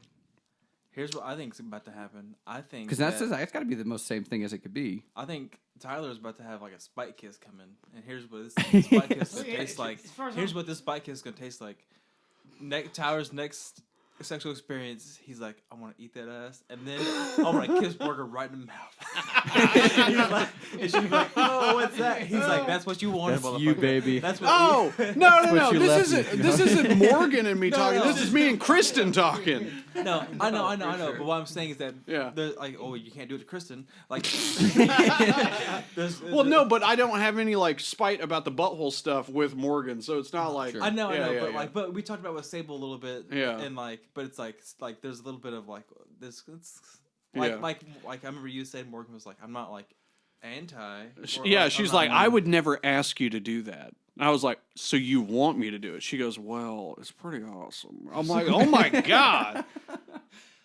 Because, I asked Kristen, I was like, not every woman wants that. And she looked at me, she goes, pretty much every woman wants this. Okay, another affirmative on that already. And then I didn't think Morgan was going to agree, but she did. Wow. But she did. Yeah. Revelations. It's just like, it's I mean, like, I feel like it all is just is under sex, and it's just like, pick your fucking... You know what? Yeah, I mean... You know what? Pick your poison. If women are going to put the cheat code to repeat pussies, the low-hanging fruit of all you got to do is eat their butthole. Yeah. That's all you got to do. And now you've increased your sexual appeal over more than half of dudes. Sure. I just easy cheat code. I feel like if you're just like, if you know that you're like, I feel like just guys in general are like, if you're like, you're having sex, you're just glad to be there. Like, I get to me, no, I think it's more. I'm more to the point of I like my girl dirty metaphorically, not literally. Yeah, not literally. And that to me, the ass thing, I'm out. I'm just out. There's two other good holes. I'm having a good time. Everything's good. You know what I'm saying? Like, there's enough experimentation over there for me not. But to have I'm just saying, like, you can have fun driving all these cars in this garage. But there's a door over here, and the key is your tongue. And once you open the door, you see all these other cars that are in there. Leno's it's like, garage over there. God, there's a lot of cars in that garage that I wasn't able to open unless I put my tongue in that keyhole. Yeah, it's true.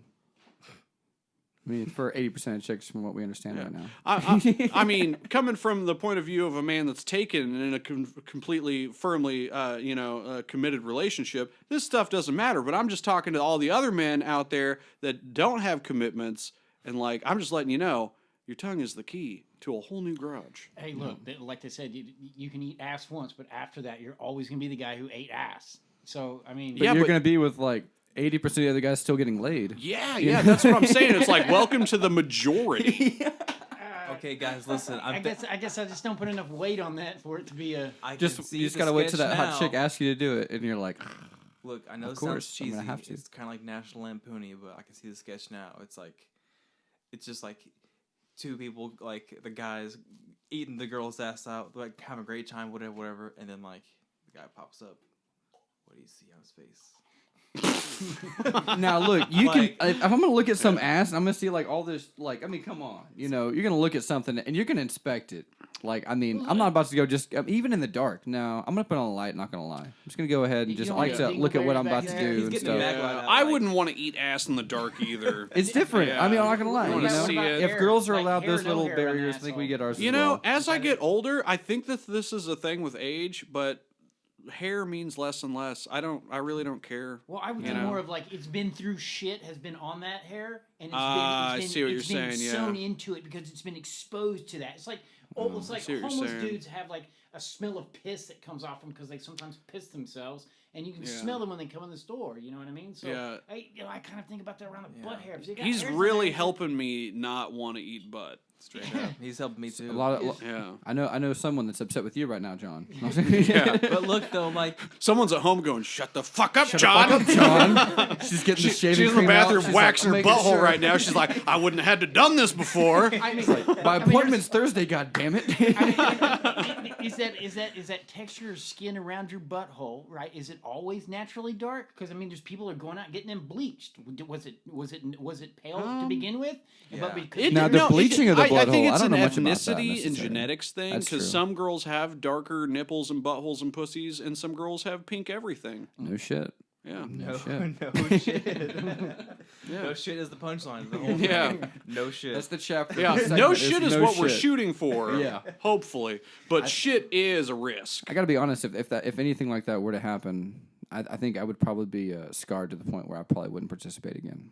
I'm just saying. If shit were to enter the category. or what if If it was a random fucking fart, dude. No a shit. random I mean, fart, like, you know there's gonna be one. well, I'm not looking to go to the doctor for pink eye either. You know, like, look, you Just know, like don't have sex too soon after dinner. Yeah. Like Gotta make wait 20 make minutes sure to it's, swim and eat hours it. after. I mean, like I look, don't want to be guessing their lunch. You know what I mean? You don't have to oh, guess. that's- I'm You'll just know. saying, if you're already listen, you'll know, John. You'll know. if you're already in a committed relationship, then you've got nothing to worry about. But if you're single and you're on the dating scene and you're trying to get laid, this is important information. I mean, it's definitely like you're saying. This There's is our, a certain cheat this is our code third there. podcast, and we've talked about this Every time. everyone, and I feel like we could be on podcast 140, and it's still going to be. It's going to come prevalent. up every time because I think it's it's gonna affect the name of the mind-blowing to show. me that this is a thing. This is a thing you If have anything, to worry about. fucking, Yeah, that's like, true. If anything, this No, is you like don't- a. I don't we're worry just- about it. It's something you worry about on a regular basis. If you want to like, get, I mean, yes. like, I think what he's saying, like if you want to get laid on the regular basis, you're going to encounter this. And if you're not ready to take this Yeah. leap, your opportunities are going to go way down and you're not going to get very many callbacks. Yeah. And I since feel we've like- had our first podcast, callbacks. Yeah. I'm just kidding. And this is what I want to say. Does Are it you count? eating Does it count Hey, if you do I it do what just I need a to do. tiny little bit? If you just timidly eat it just a tiny little bit, does it count? Oh, I think what we're going for too could be on off Hall Does that Pass. work? Remember Hall Pass? Yeah. Whenever he says a fake chow, Oh you yeah, could fake chow that shit, dude. I'm thinking. I was actually thinking that it wouldn't be hard at all to fake chow a Two butthole. fingers right there. Yeah, totally. Yeah. You could do that, and then you could even have your tongue on the actual clit. I mean, come on. What could you It'd be about bring? the What same could you thing. bring into the bedroom to It simulate should a make a video that tongue? shows what you really Well, I mean. mean, What could you fake her out with to even sell it even more than your fingers, like as a Hot fake dog. tongue? okay, what about this? Bring an extra condom. Oh God! And then you get done, the lights are on. She's like, "What the fuck is this hot dog doing in here?" You're like, "I don't know." Wait, no, You you're have gonna- to eat it. You're gonna I feel thought that bad. was You're gonna yours. feel bad if she gets excited and she clenches up and she pinches off some of that hot dog in her butthole. It's like, "Hey, what's in my butt? Oh, it's my tongue. It's way deep in there. You should poop that back out." Jesus. I think you could definitely get away with some fake chow back there. Oh yeah. I think at that point, you know, mean, when they're I was a they're so kid- enthralled. I think with the You was a entire kid, you aspect got away of with it. fake that, you know. chow. When I was a kid, I was fake chowing bitches left and right. No, I was gonna say when I was a kid, I think I was like 11 or 12. I got a fake. We need to take a break right now. Words from the sponsors We have to record and a this. therapist. Hey, It's just like, oh God, I need to. I can press oh, pause, man. I can press pause. We don't have to talk about this. We have a long censor button ready for this segment. Let's cut him off for his own code. Yeah. No. Change I was his saying topic. I got a fake tongue from like Walmart or Reese's around Halloween. I was saying maybe you could like. if you could find still a got fake it? tongue. No, I don't still have it. Yeah. Well, okay, what No, about that thing was like fun to play with for about a day before you dropped it on the ground, got covered in hair. You had Well, to yeah, throw it because you away. weren't at the age where eating Use a ass was a thing, man. non-lubricated That tongue. could have been a fucking. You can only eat so many asses with that fake tongue. Yeah. What? Or you just put a condom on your tongue. Wait, like well, a non-lubricated. Yeah, hey, You could would do dental that dam. work? Dental Would- dam. Yeah. I know that it would work. They but wouldn't like it, just like they a guy wouldn't like to wear a They'd be like, condom. nope, you think my butthole's gross. Nope, you're vanilla. It's like, Ew. yeah, Yeah, that's what's I do. crazy. No, it's like, they it's not want- wrong for you to think they it's want gross. to- and I It's feel like- vanilla. They almost want to make eye contact. They want to look at you How while could they're they? eating their butt and be like, yeah. Dude, they'll grab your head Yeah, it's and a like, domination They thing. they grab your That's head serious. and put Like, it in yeah. their butt. you know, I'm only lucky I don't You've have hair done on it? my head. Yeah, I'm only lucky I don't have hair on my head, or else it would have been a straight like. So you've eaten butt, is what you're saying. I'll admit to that. Okay. All right. Hey, you know what? Is I it have gay? to on Is it gay? accident. Look, man. I Like, did it on purpose, and like you She said, liked it probably. I know. I mean, like, It was a great time. I Yeah. am not Yeah. opposed to drinking a lot of alcohol, and so like so, like I don't remember everything I've ever done or not. Yeah. All right, so you coming out of the closet, or are you saying you eating ass? Like, what's going on? Well, me and Ramsey, we went to town on each other a couple times. We both ate ass while being gay. But we don't remember it, so it doesn't count.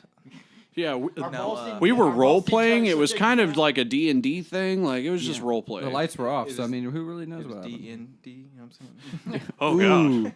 How do you even do that? Like We just That's now not dick broke the in barrier. dick. It's actually called something. 'Cause, Docking. Yeah, Docking. Yeah, I've heard oh of that. wow. It's Did you, awesome. did you hear So Jim funny. Jeffries stand up when he talks about docking? No. Jim Jeffries did like one of his stand up. His routine has a monologue that is so cringe of him talking about docking and what happens on my the stage God. in front of a live audience. And I was like, the balls on this guy to fucking do this, and he pulls it off, and it's funny as hell. Damn. How does that hilarious. even work? Is that a real thing? Yeah. I think docking only works in theory because what dude It's can just- actually well- open their urethra? No, This it's is not a that. circumcised dick Yes. and an uncircumcised Yes. dick, Oh. and the skin folds over, and then they just kind of. It becomes like I don't a know, Chinese Chinese thing where you put Okay. your finger in Finger there trap. and you get Yeah. trapped. Yeah. So that's the what I gay heard. sex guys would imagine guys having when we were like kids. yeah. Yeah. Because when I was like 9, I was Scout. like, how did dudes even do it? And it was a circumstance like that you were imagining. Yeah, because everybody's That's always true. like this, but that's not what they're doing. But that's They're- actually like the it's sign this. language for, Yeah. for I think gay. Yeah. Is that right? It's like, well, Like this, but then it ends up being this and then this. So it's Yeah. actually both. Yeah. Yeah. So that was only half Oh. the story we knew our whole lives. Yeah. Yeah. We Once also again- learned a word for what was it? How to say cunt in Spanish sign language. That was great. Did you guys ever Hmm. play that game where someone would take their hand and put it in your hand and do that and you'd see People what a in the pussy looks steeple? like? Yeah. Well, I remember when that was described to me on the school bus. Someone was like, "Hey, if you put your hand like this and I put my hand like that and I look in there, you can see what it looks what like a girl's wiener looks like." That's what he said. And you were I was like, show me right now. and like honestly, I had never even thought of it up until then. I think it was in like 2nd or 3rd grade. I was like, a girl's wiener? What the fuck does that look like? He's like, well, give me your hands. I'll show you. Science. Okay, here's something to talk about that I think is funny. Do you guys remember like the first time you saw a vagina? Like, okay, listen, Yeah. like I remember. Yep. I have a very like it's funny to me. It's Like not, in it's not- person or like on the well, like- internet or like. well, I like- saw it in porn. an old 80s porno. Magazine. No, Yeah. okay, well, so like I'm like in real life. Like one time I was like 11, and like my uncle had a girlfriend, right? Okay, This got weird. And she real paid quick. her look. $200. yeah, no, so like it was like some girl he was dating, whatever. Like I was like, and this is like the like the manner in which it happened was so so fast and so weird. Even thinking about it, it was just it cracks me up. Like I was just like 11 on this chair, like watching TV, and she comes in and she's like, "Hey, where's Josh?" I was like, "Oh, he's in his room, whatever." She's like, "Oh, okay." Like she's like, "Oh, I forgot my shoes or whatever," and she like bent down to grab her shoes. Then she was wearing like a skirt with no underwear on, and when she bent down, and I looked over and I just saw everything. I was just like, "What the?" Like I was just like, and like it was just like it happened so Mind fast, blown. and I saw it, and I'm just like, and like. Did she this is- know that she had just. I have no idea what she was like. I don't think. Did you look away? No, I was like, just like it's like I saw like it. Like I was just like, Look at that monkey. I saw the dead. I saw the Monkey I figured saw it the out. deadlights, and I was just like, I can't. I'm like, I don't know what. I saw the deadlights. I started floating up into the air and. I was just cause I think at the time I'd already discovered like porn or masturbation or whatever, cause it was I knew, but it was the first time I'd ever I remember when I figured that in out. real life saw like a vagina, it wasn't anything sexual or whatever. It's just it was a accident happened, obviously it just happened in 2 seconds. She just bent down and picked her shoes up and just wasn't wearing underwear or whatever, and I saw it. I bet she was walking out to the car after that, and she goes that kid totally saw my pussy. I did it on purpose. Fuck. But yeah, that was the first time I've ever in real life that I remember. And that was your uncle's girlfriend? Yeah. Yeah, your uncle was probably saying to his girlfriend, he's like, "Hey, I'm worried about that boy. Go ahead and show him your pussy." Let's see if he stares at it. She's like, "Okay," and he's watching. I really don't want to do it, Bill. Fucking do it. He's like, "Look, all right. You want your money? You're gonna flash that boy." She bends over, picks up her shoes. She's like, "Sorry, kid." He made me do it. I didn't even shower yet. Have Harold. a nice life. I caught the babysitter in the summertime. I was 8 or 9. Mom dropped us off early in the morning, earlier than the lady was expecting. We normally just walk on in because we're kids, right? And the same place we always go. So the screen door was open. We went in, and I went to go let her know, "Hey, we're here." Couldn't hear her, and I couldn't find her. So I just walked down the hallway. As a kid, not thinking about it, went towards the bedroom. Went back there. She was just butt ass naked right there on the bed, just everything hanging out. That's and the best. Passed out. Mm. And she was sleeping. Yeah, she was sleeping. I guess the husband went to work or whatever. Wow. And I walked in, it was there. I was like, "Oh, hey, we're here." And she's like, "Oh," and then I realized you announced yourself while you were in the room. Oh god, that's the last thing I would have done. I would have walked out. You were like, "Hey, we see you." Nice coochie. Hey, everybody sees your lady wiener. Is it tucked back or what? Oh my god. Your lady wiener. I didn't know to not to be ashamed or feel guilty about the situation until her reaction. And her reaction of trying to cover up and quick, "Oh shit, this is not right." Realize you did something. And you get that feeling "Oh, I'm not supposed to be doing this," and I turn around and left, but damn, that's It's like you walk back out there. Oh, is she in there? Yep, she's in there. Do you remember yours? Huh? Do you remember yours? The first time you ever saw a vagina in real life? Like in real life, you Yeah, I feel like everyone's first pussy was a porn. Babysitter pussy. This was not baby your teenage or college girl babysitter. No, this was a 40-year-old mother of 2 that needed side money, and she was babysitting kids. Beat up. It was No, I mean, this is real pussy. I think the first, because I fingered a couple of chicks before I ever really saw one. Oh, dude, you know what I mean? Totally same with me. Because you would do the whole over the hands thing and stuff, you making out and stuff, and you'd finally get there and you'd feel it. And it was you're like, oh, this is the wet spot. Oh my god, it's so warm. Oh my god, this is this. You suck at making out for so long. You're just a statue. You're all about your hand. You know? Oh god, do you remember how long you'd make out? Dude, so much kissing. Your lips get chapped. They're a whole time you're just making out. You're like, I don't want to do this anymore. Yeah. No, but I think the first time actually was whenever I brought a chick. We would go to the movies. I want to say I was 15. We go to the movies every Friday, right? And one time, Circle Cinema or whatever in Owasso, or it was Dickinson Theaters back then. Oh, okay, yeah. But now it's AMC or whatever. But yeah, Dickinson Theater. I just love Dickinson. That was great. I was like, yeah, Dick, don't get some girl, dog. But we decided that we weren't going to watch the movie this time. We were going to go to my car. I was using my parents' awesome Avalanche at the time, Z66. I'm just telling you, it looked great. Nice. And whatever you call it, we went back there. And I went ahead, doing everything over the top and everything, and finally got those fingers. And I actually took off her pants this time, though, and stuff, pulled them off and everything. And seriously, it was big deal. Like making that move even was oh god, But she was all about it. She just kind of arched her back and just let those things slide off. And I was like, oh, okay, I think that means that this is what should be happening. And sure enough, I ended up as I'm going at it, I just kind of leaned up a little bit because I hadn't really looked at it before. You know what I mean? Yeah. I'd been over here many different times, but never actually saw face to face. Dude, what I was messing around with. I totally know what you're talking about. And I was like, oh my god! I was like, yeah, all right, okay, And then she pulled me over, and started making out again. But I got a good 3-second glance at it. Felt great about it. that was spank bank material for like years, man. Oh yeah, you're like mental download. Taking mental pictures there, man. Like I remember that finally happening and just being, because I thought about it so many times. Like, why don't I can't just turn on the light. Like she doesn't want me to turn on the light, you know. But you have to kind of. I mean, it's discovery. So funny too. That's like, just you've opened up a new dimension in life, and you're like. And it's so funny because like you finger these chicks and you think like I'm fingering her. The least I should have done before this is look at it.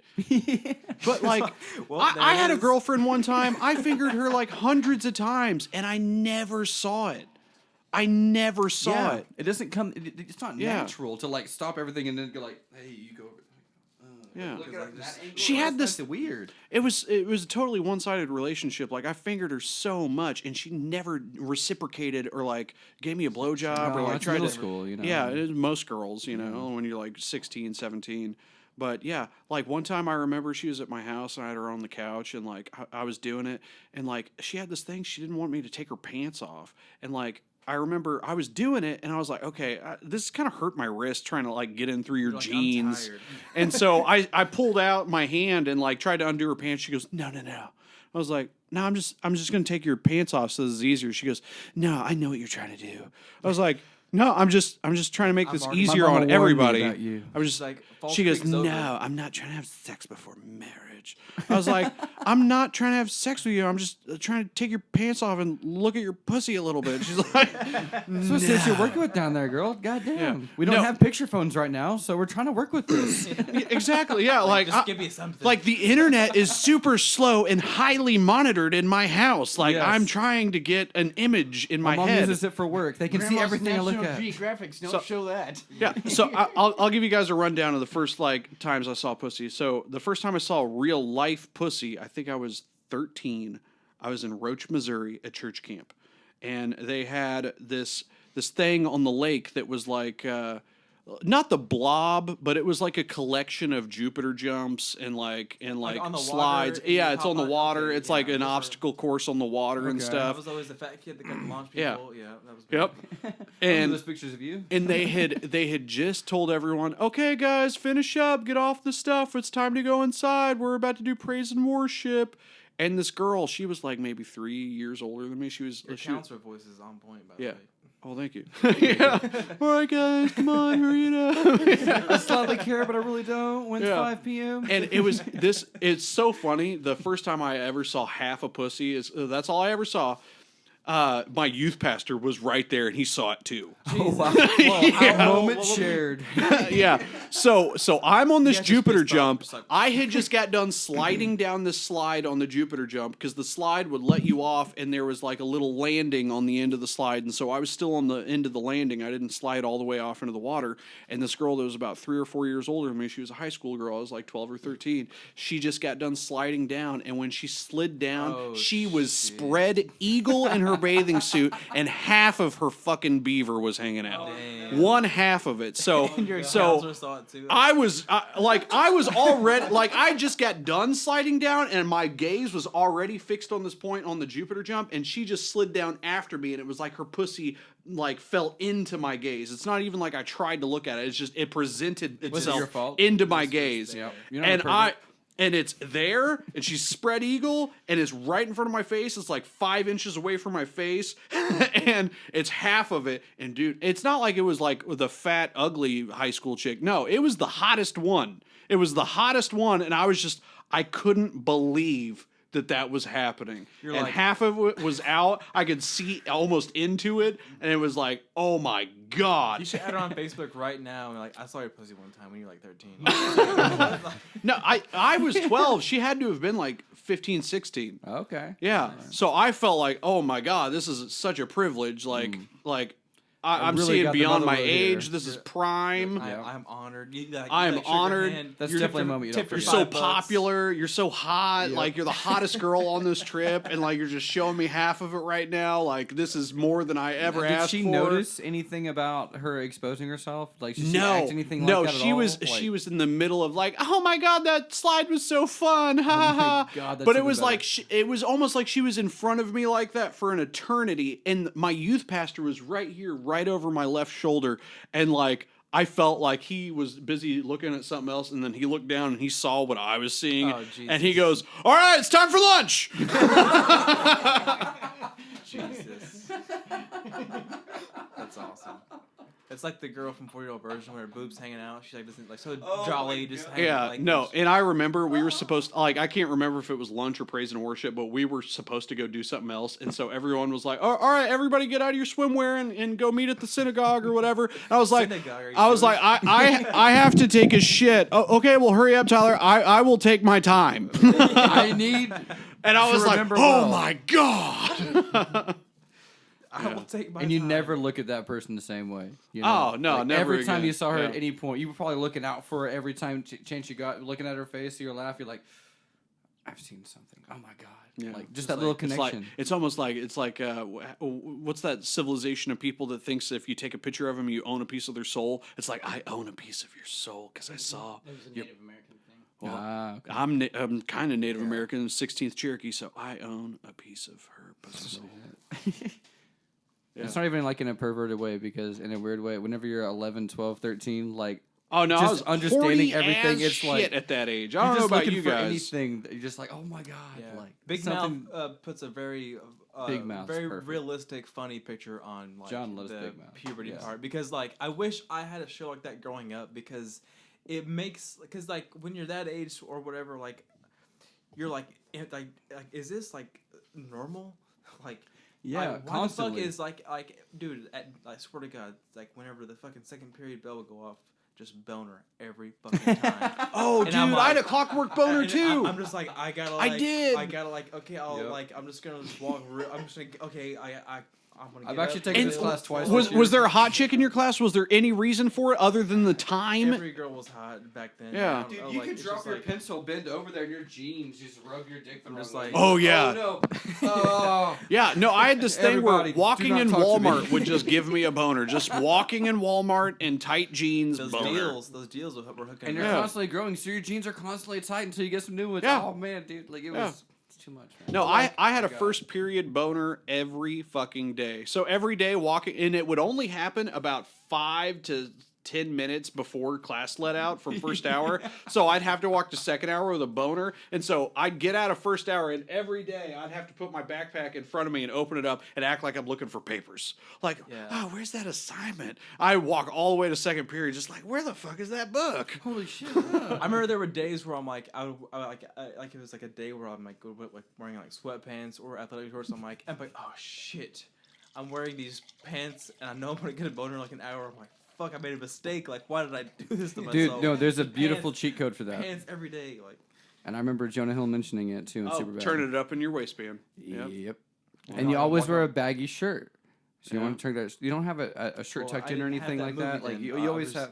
Yeah. My own prowess. Well, even to figure before it that, out. because you wait for people to leave and stuff, and then like once everyone's kind of gone, you got like a third of the room to yourself. You're like, bam, locked in. Now I'm fine. Now all of a Yeah. sudden you put that over there. There's a little bit of a bulge, but like I mean, you just talk to people a lot. It's called deflecting. Yeah. So right off Yeah. there. Now look at me in the eyes. Look at me. This. Hey, my hands are up here. My hands are up here. You're like, I have no hard on right now. There's absolutely no hard. I on learned my face. I learned how to do up close magic just so people wouldn't look at my boner. My main. Was this your start. card? Yeah. But Big Mouth was great. I'm not because, sure if like, that's my card, sir. But are you hard? it's just like it like that one just like show alone is just like like helps like if it doesn't help kids that are like because like you know we were like 13 14 like whatever age it's like I wish I was that age and that show was out because like you're like oh shit this is actually normal like Yep. this is okay but like no I went to school and I graduated with 65 fucking people and like everything like it's just like Well, and no one has communication skills at that age there's in no any sort of way to communication talk skills. about Did what's you going did on you not right have away. a lot of dude friends around your same age? No, I did. Like, I have 2 brothers and stuff like that. But like, Yeah. I'm just saying, like their overall, like there was no like. I mean, I didn't still, ever like- feel like it was weird or anything. Like I when I was like going through puberty, Like, I had an older brother going like, "Are you fucking queer or you like this shit?" I'm like, "I love that shit." He's like, "Okay, good." Yeah, well, like, Welcome to manhood. Yeah, guess and like all my right. dude friends, like I remember when I figured out how to masturbate, like I didn't know what it was, and so I went to all my friends. I was like, "Have you ever been in the shower and like some fucking like shampoo got on your dick, and like when you were rubbing it off, and you're like, oh man, that is interesting." I'd like to drop more soap on there. you're like, I'm gonna. And one of my friends, BJ, he was like, "I don't know what you're talking about." Oh, okay, BJ, I'm not trying to freak you out or anything. Just go take a shower and accidentally, on purpose, put a lot of shampoo on your dick, and then when you're taking it off, you'll figure out what I'm talking about. And like try to 30 take it minutes off, but later, he don't came do back. well He's at like, it. "That is interesting." Yeah.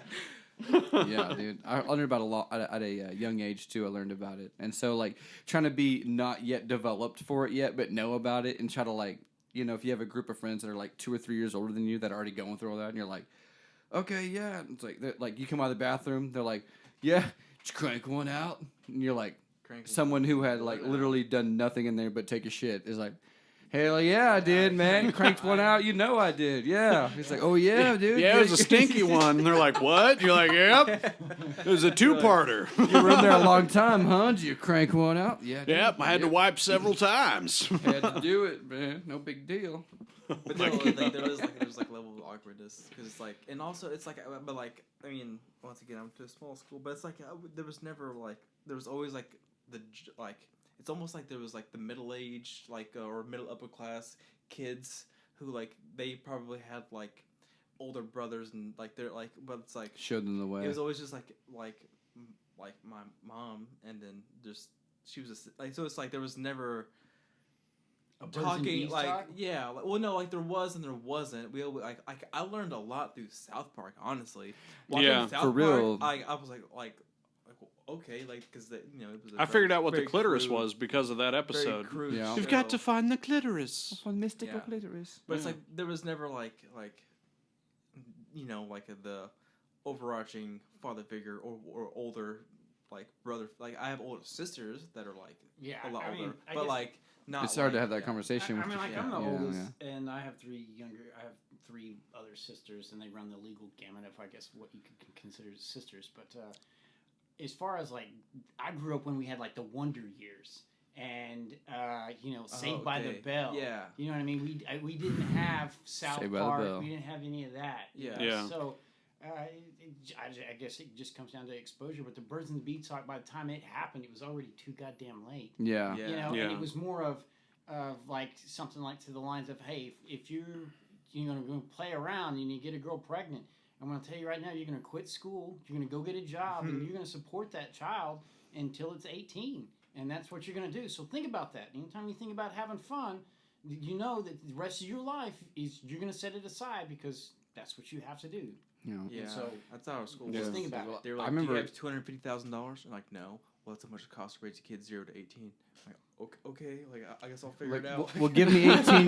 Give me 18 years, I might be able to figure it out. Yeah. You know? But like Mean Girls, it's like they hold an assembly and they're saying that, and like 2 of the guys are like, "Wait, we have kids," and they're like, "Shit, well, I feel kind of bad." So how you're how gonna much do you okay? Paid off yet? Yeah, you'll be fine. Don't worry. Don't kill yourself. We're discouraging everyone else to make that decision, but we're proud of you. We really, we're really proud of appreciate you, being and we part know of this, you've got it. But for everybody else, it will ruin your goddamn life. So true. Yeah. No, Dad, I remember Mean Girls. It's like, everybody here, if you have sex, you will get pregnant and you will die. Anybody take some rubbers right now? Take some rubbers. Here we go. You know, and just like seeing that when I was younger too, like just small things like that. It would be all you really needed. Like I never had to talk with my parents so much, and whenever they even tried to instigate it, like John was saying, like it was like at 16 or 17, and it was like, look, I learned about that when I was 9. Like y'all are a little late to the party, you know, and so like, you kind of do what you can to soothe your parents off. Like, okay, yeah, no, I get it, yeah, and they're already kind of awkward having it with you, especially if they're having it with you at 15 or 16. They obviously weren't very wanting to be proactive about it when you were 12 or actually going through freaking puberty and stuff. So it's obviously kind of awkward for them, and so you know. They just kind of like placed it off. I was like, oh yeah, no, I know all about that. Yeah, you just kind of laugh and giggle and look away, and they're like, okay, well, got any questions? Let me know, and that's it. You know, and then I that would ends up never being play all off it is. my ignorance. When I was a kid, if I was ignorant about something, I would immediately be like, "What are you talking about?" With your parents or with just anybody? Anyone. Really? And my parents. Okay. Yeah, Okay. I was honest and open about my ignorance immediately. Like, if I didn't know what the butt of the joke was, I was like, what are you guys talking about? Why is that funny? Oh, okay. Yeah. I liked faking it a lot. Just be like, oh yeah, ha ha ha, and then everyone laughs at the guy that didn't get it, and I'm like, all right, made it through another day. Well, oh, yeah. No, people would turn me into I'm the just butt of the joke because of my ignorance, and they'd be like, you don't know what we're talking about here. You're fucking stupid. Why were you here listening? You know. Are you about to do 2 more cards? Oh, yeah. So I just picked 2 random cards out of the Pick Your Poison. Here we go. Masturbate in the middle of Times Square or stick a needle in your eye. Oh, Jesus. That's a Masturbate in good Times one. Square. Masturbate in Times Square, done. Yeah, I I'd feel probably. like Oh I man, could- but then you're a sex offender. No, you're not. It's performance You know, art. in hey, New you know York. what? I'm gonna. Performance art in New York. Performance art. I like that. No. I mean, good luck in court, man. Hey, I can get Giuliani. He didn't seem to have a problem doing it with Borat's. Like, it's performance art. I was just tucking in my shirt. Right. I'm actually gonna go stick a needle in your eye because it doesn't say how, and I'm gonna go to an optometrist and have him stick it in I'm my gonna have eye. eye surgery. That's gonna be Yeah, perfectly fine. because I've actually been to the optometrist with my grandpa, and he has to have shots in his eye. They stick fucking needles in his goddamn eye. No. Yeah, I saw it it's to coming. slow No. the progression of macular degeneration, and they do that all goddamn day long. They stick needles in people's eyes, folks. They do it every day. Yeah, I'm out. You just gotta put me to sleep. Yeah. I No, have the. I mean, I'd rather deal. Okay, so I've noticed something with these pick your poisons. It doesn't always shake out this way, but most of the time it does shake out this way. The cards are either a short-term pain or a long-term pain. Yeah. And the long-term pain is masturbate in the middle of Times Square, which is both a short-term pain of actually having to do that, and then the long-term pain of dealing with the fallout of being a sex offender now. Yeah. Or the short-term pain of having a needle stuck in your eye one time, then it's over. That's what I would do. I feel like the Times Square one would be funner. Well, of course, it's more fun to come than to get a needle stuck in your eye. You're 100% But I almost right. find it a challenge. Like, could you actually masturbate to completion I in couldn't. Times Square? Absolutely could not. Nope, that's not going to happen. Did it say you have to finish? Does not say you have to finish it. It just just have to says you have to masturbate. You just have to doesn't try say to come. I do that on when I'm Times drunk Square. sometimes. You just sit there and nothing ever happens. It's like, Yeah, you just have to try to come. It doesn't say you have to come on Times Square. What Yeah. does it say in It doesn't say ejaculate on Jimmy Fallon. It just says masturbate in Times Square. And if it did, it would be an even easier. It doesn't. He's a cute late show host. It Yeah. doesn't say paint the Wouldn't be town. the first time. Yeah, Yeah. what's that joke on 40-year version? He's like, yeah, I play this game where I take 2 Ambien and then see how many times I can masturbate before I fall asleep. He's like, it's great because I always win. Yeah. Oh my god.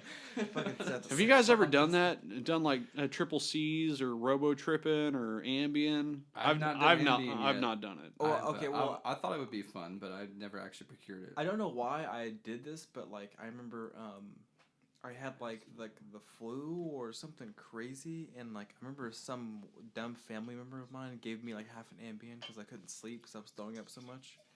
They gave me like a quarter of it, and I remember being like having like crazy like trying to be awake, but I was like so sleepy, and I was like having like daydreams, but I was like sleepy, and then having wicked fucking dreams. But that's all I remember. Yeah, I took a Seroquel one time, and it was like someone killed me.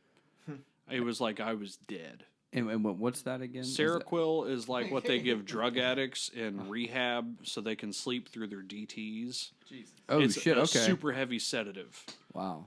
And you just try to stay awake the whole time? And Oh no, I didn't try to stay awake. I took it because I was stupid. I was like 21, Oh, okay. and someone was like, "I got a Seroquel. Do you want to take it?" I'm like, "What's it gonna do? It'll make you sleep real good." It's gonna fuck you up. I was like, "All right, whatever." It's like, we won't have to talk to you the rest of the night. Yeah, and so I took it, and they're like, "Good, he's asleep. Let's butt fuck him." I woke up Don't in a drink the bathtub of water. ice. I woke up and I was like, "That Seroquel really hurt my butt." Did I already shit it out? Yeah. Dude, you've almost gotten date raped twice, I guess. Yeah. With that story and the first. Yeah. Oh yeah. Jesus. You know, and I was trying to figure out what the difference You was need to between the be first and the more second awake. podcast. I need and to I think be it may more have been careful. The 45 minutes of rate that we mentioned. That may have been the difference between the first and the second podcast. Like it may have been the 45-minute topic of rape. I think that may have been on there. Hey, you know what? It wasn't a rape. It was a near. It rape. wasn't a rape. Sure. Someone else got raped. I didn't get raped. Yep. But it's a fun story. I love that It's story. a fun story. It was a funny ass story. I love that. I'm so glad that story happened to me. Otherwise, I wouldn't have it. Well, and you wouldn't know what to do next time someone offers you water in a Midtown building. Yeah. I mean, abandoned. I don't know if you listen to last podcast, but yeah, there was a guy who was trying to like date rape a whole group of dudes at a clubhouse in Tulsa.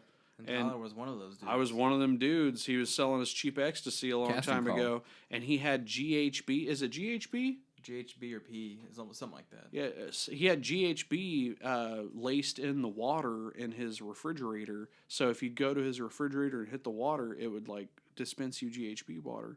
And he gave us ecstasy, and with ecstasy you have to drink a lot of water. And he was telling us to get it from the fridge. Luckily, he was out of the room, and when he was out of the room when I went to go get water, the stripper that was there grabbed me by the arm and was like, "Don't get it from the fridge, get it from the sink." And at the time, I didn't think anything of it. Like, so what a beautiful haiku you just told me. yeah, yeah. You're a poet. Yeah, you shouldn't be a stripper. You're wasting your talents. You're wasting your time here. Yeah. You could do so much more. And yeah, so I got it out of the sink, and the guy walked by me and goes, "Why are you getting it out of the sink? Get it out of the fridge. It's fresh." And I was like, "Oh, it's cool. I drink tap water all the time. It's fine." And at the time, I didn't think anything of it. But yeah, that guy was trying to like date rape me and all my friends. Well, apparently GHB is like a really good drug. It's just like you do get like amnesia effect from it. Yeah. And like obviously that's why it's like. And It's one of like his the other same. rape victims woke up when we were in the room. We don't know if he's a rape victim because you didn't see He was it, probably a rape but victim. it's like, yeah. His face looked like. We didn't know it, but there was a guy asleep in the bed covered up with blankets and comforters, like feet from us the whole time we were partying and just hanging out. And he just exploded to life all at once after hours of us being there. And he was running around freaking out, and like the stripper had to calm him down. And then the guy that owned the place was like, "Hey, let's go on a tour," and like took us all around the building and showed us his rave lair down in the basement and took us to the roof. I'm writing a horror movie in my mind right now. Oh no, dude! It totally should be a horror movie, and I Totally. think I might write that movie. I think you should get first dibs on it. I'll give you a couple months. Yeah. That means you have two fucking movies for free from life. One of them is the one of them is that, and the other one is the fucking Mandela Effect movie. Yeah, It's two free. true. That's two free plots that you got. yeah. Yeah, if Dude, you're not successful in the next should do 5 it. years, it's not our fault. Well, I just need to find a producer and someone with all the equipment already. And I Warner just, Brothers. like, do you guys think that I am appealing enough to people that I could sit down in a room with people with all the money and equipment, and I could just talk them into like let me do all this shit with all their stuff? I don't think it's that easy. I think it just depends on the time. I think dude. it actually is that easy. It depends on the Well, time. it's because Netflix is fucking everything up. Okay. Yeah. Not I think fucking it all up, you have to giving do people is chances. be charismatic and sit in a room with all the money and power and ability and I don't just think pitch that the they idea. have a lack of I think ideas. You gotta have a proven kind of. There's a proven like track. You know what I mean? You can't just jump up to like Steven Spielberg kind of level of. Well, I'm not trying. production. Yeah, but the I'm bar saying- is right, low to but- make a but- movie and but put it out but- there. yeah, The bar but- is low but now. That's what I'm talking about. Is like making the shorts. You know, Yeah. making short clips where it's like a 15-minute. Hey, that's fine. Video. 30-minute It's a 30-minute thing. short. Yeah. Yeah. We should do a little like I know that you have your channel and that Yeah. you do them, but I want to be a part of one. It'd be fun. Oh, like, dude, yeah, you want to be a part of one? Man, like, I've done it'd be fun. a couple Indie shorts, film. and I Even wanted just- you guys to be a part of it. Even just helping you, like Yeah. I'm not saying I want to be in it. I'm just saying like it'd be fun to just like You need 4 cups of maybe coffee every we can 30 do minutes. One of the shop talks or something. building a fucking mic stand. Like, that'd be fun. We could do that. Yeah. And we could do a shop talk of. Fuck or yeah. whatever. I'll do shop talk. And to the listeners listening right now, hey, if you haven't already, check out some of the other videos on this channel. We don't just do podcasts, we do shorts. We do informational videos like Shop Talk. We can teach you how to Or build something. You do those, or you. Well, or I mean, it's you guys all- can get incorporated, so I I'm enjoy 'em. thinking into Yeah, the future. No, they're hilarious. Yeah, They're super so funny. so check out those other videos too. This isn't just a podcast channel, but yeah, I'd love to have you guys be a part of my little shorts and videos I do. Fuck yeah, anyone and everyone. If you guys want to devote or like give me some of your time, fuck yeah. You're just really good at the You got too much else going on sometimes, you know. We could go play golf, and instead of taking a 3-hour nap, I could do a 3-hour video. Yeah. You know, and You I could just. You say that, but when you come back after playing, 18 I just can't go holes- home. Yeah. I just can't. If I go home, I'm fucked. Because Well, the and first thing I'm can't- gonna do is lay in that bed and be like, I'm just gonna take a couple. Yeah, that's what I do almost. Like, I get home, I work out, eat, and then it's like, oh, it's like 1:30. I'm like, Well, tell you I'll what, take a little nap before. I've got an area at my house where you can hit golf balls. So one of these days where Dude. I'm off, What are you talking about? you guys can just hit golf balls into the woods over the pond. Oh yeah. No one we lives could- over there. We can hit some wedges over there. For I sure. got. I got like Also, don't wanna waste my golf. 300. No, I got like 300 range balls Oh yeah. Fuck. in my car You right do? now. Yeah, Oh, did you if- get those finally? I've had them for like a couple Yeah, years. if Oh, you you- if you Spencer bought 'em want, for me a you long can time totally ago. hit those at my house, and you might hit County Line Road. Who knows? Probably not though. Well, there is a road back there. I'll, but- I'll keep it to the 7. Oh, iron, we uh, can aim it the other way, and you're definitely not going to hit anything besides a cow. I'll probably go out there. I've got a laser too and stuff. I'm saying Yeah. get a couple of yard markers out Yeah. there and stuff. Maybe even like That'd be I could fun. put like. Oh, a you're dummy never out going to there. get these balls back. They're going to be hit into an area No, where but I you want never to get aim it at back. something, Yeah. you know. So if I go out there and say, "Hey, that's 200 yards," and I have like a little flag there or something, I literally have a well, golf A course flag. rangefinder. Yeah. Well, Or is that's that too no, much? no, you're not going to see where these balls go. Oh, so it's just Yeah, completely it's- over a tree line. Yeah, yeah, it's over a oh, tree Yeah, line. it's like a Yeah. pond and then a tree line. I spray That's paint the like- trees and try to Yeah. hit them. Do Yeah. punch shots. If see if anything, they come back. Yeah, exactly. Well, if It you hit them over the happens pond and sometimes. over that tree line, then you're hitting them into someone's house is over there, but who cares? Yeah. But if you Until hit they it over call to the and tree complain. line We on the don't- we side don't by live the there. He road, does. Yeah, that's it's just him. cows. But Okay. yeah. I'm Well, just saying, like I at have the my will. house, you can hit balls as hard as you want in a couple directions, and you're not going to hit people. Yeah, Yeah. that's fun. Well, Yeah. what's awesome is that we have memberships to where we can hit them as much as we want anyway at the golf course. So that's what I'm saying is like one of these days where I'm trying to film a video and you guys are also like wanting to like go golf. Let's combine all that into one day. yeah. Hit 20, 30 balls over there and Yeah. stuff, and all of a sudden make a fucking On video. the 4th of July, come over and we'll shoot guns, and everyone will think it's fireworks. Boom. Damn right. Yeah, that's what we did. America, I fuck shot my yeah. gun. I do I wanna shot shoot my guns. shotgun. It was great. I do want to shoot guns again soon. It was Yeah. super I wanna cool. shoot I some like guns. shooting those clay pigeons in the middle of that field. Like it was. That was. Oh hell yeah! Let's go to the Did shooting you come range with in me? Mitch soon. Yeah. We Oh it yeah, was- you did. It was your Morgan's coworkers or husband Yeah, or it's whatever. Morgan's Justin ex coworker's or Jerry or- husband. Matt. Matt. Yeah. It's so crazy. We're in the middle of this neighborhood. Not in the middle. Like basically we were.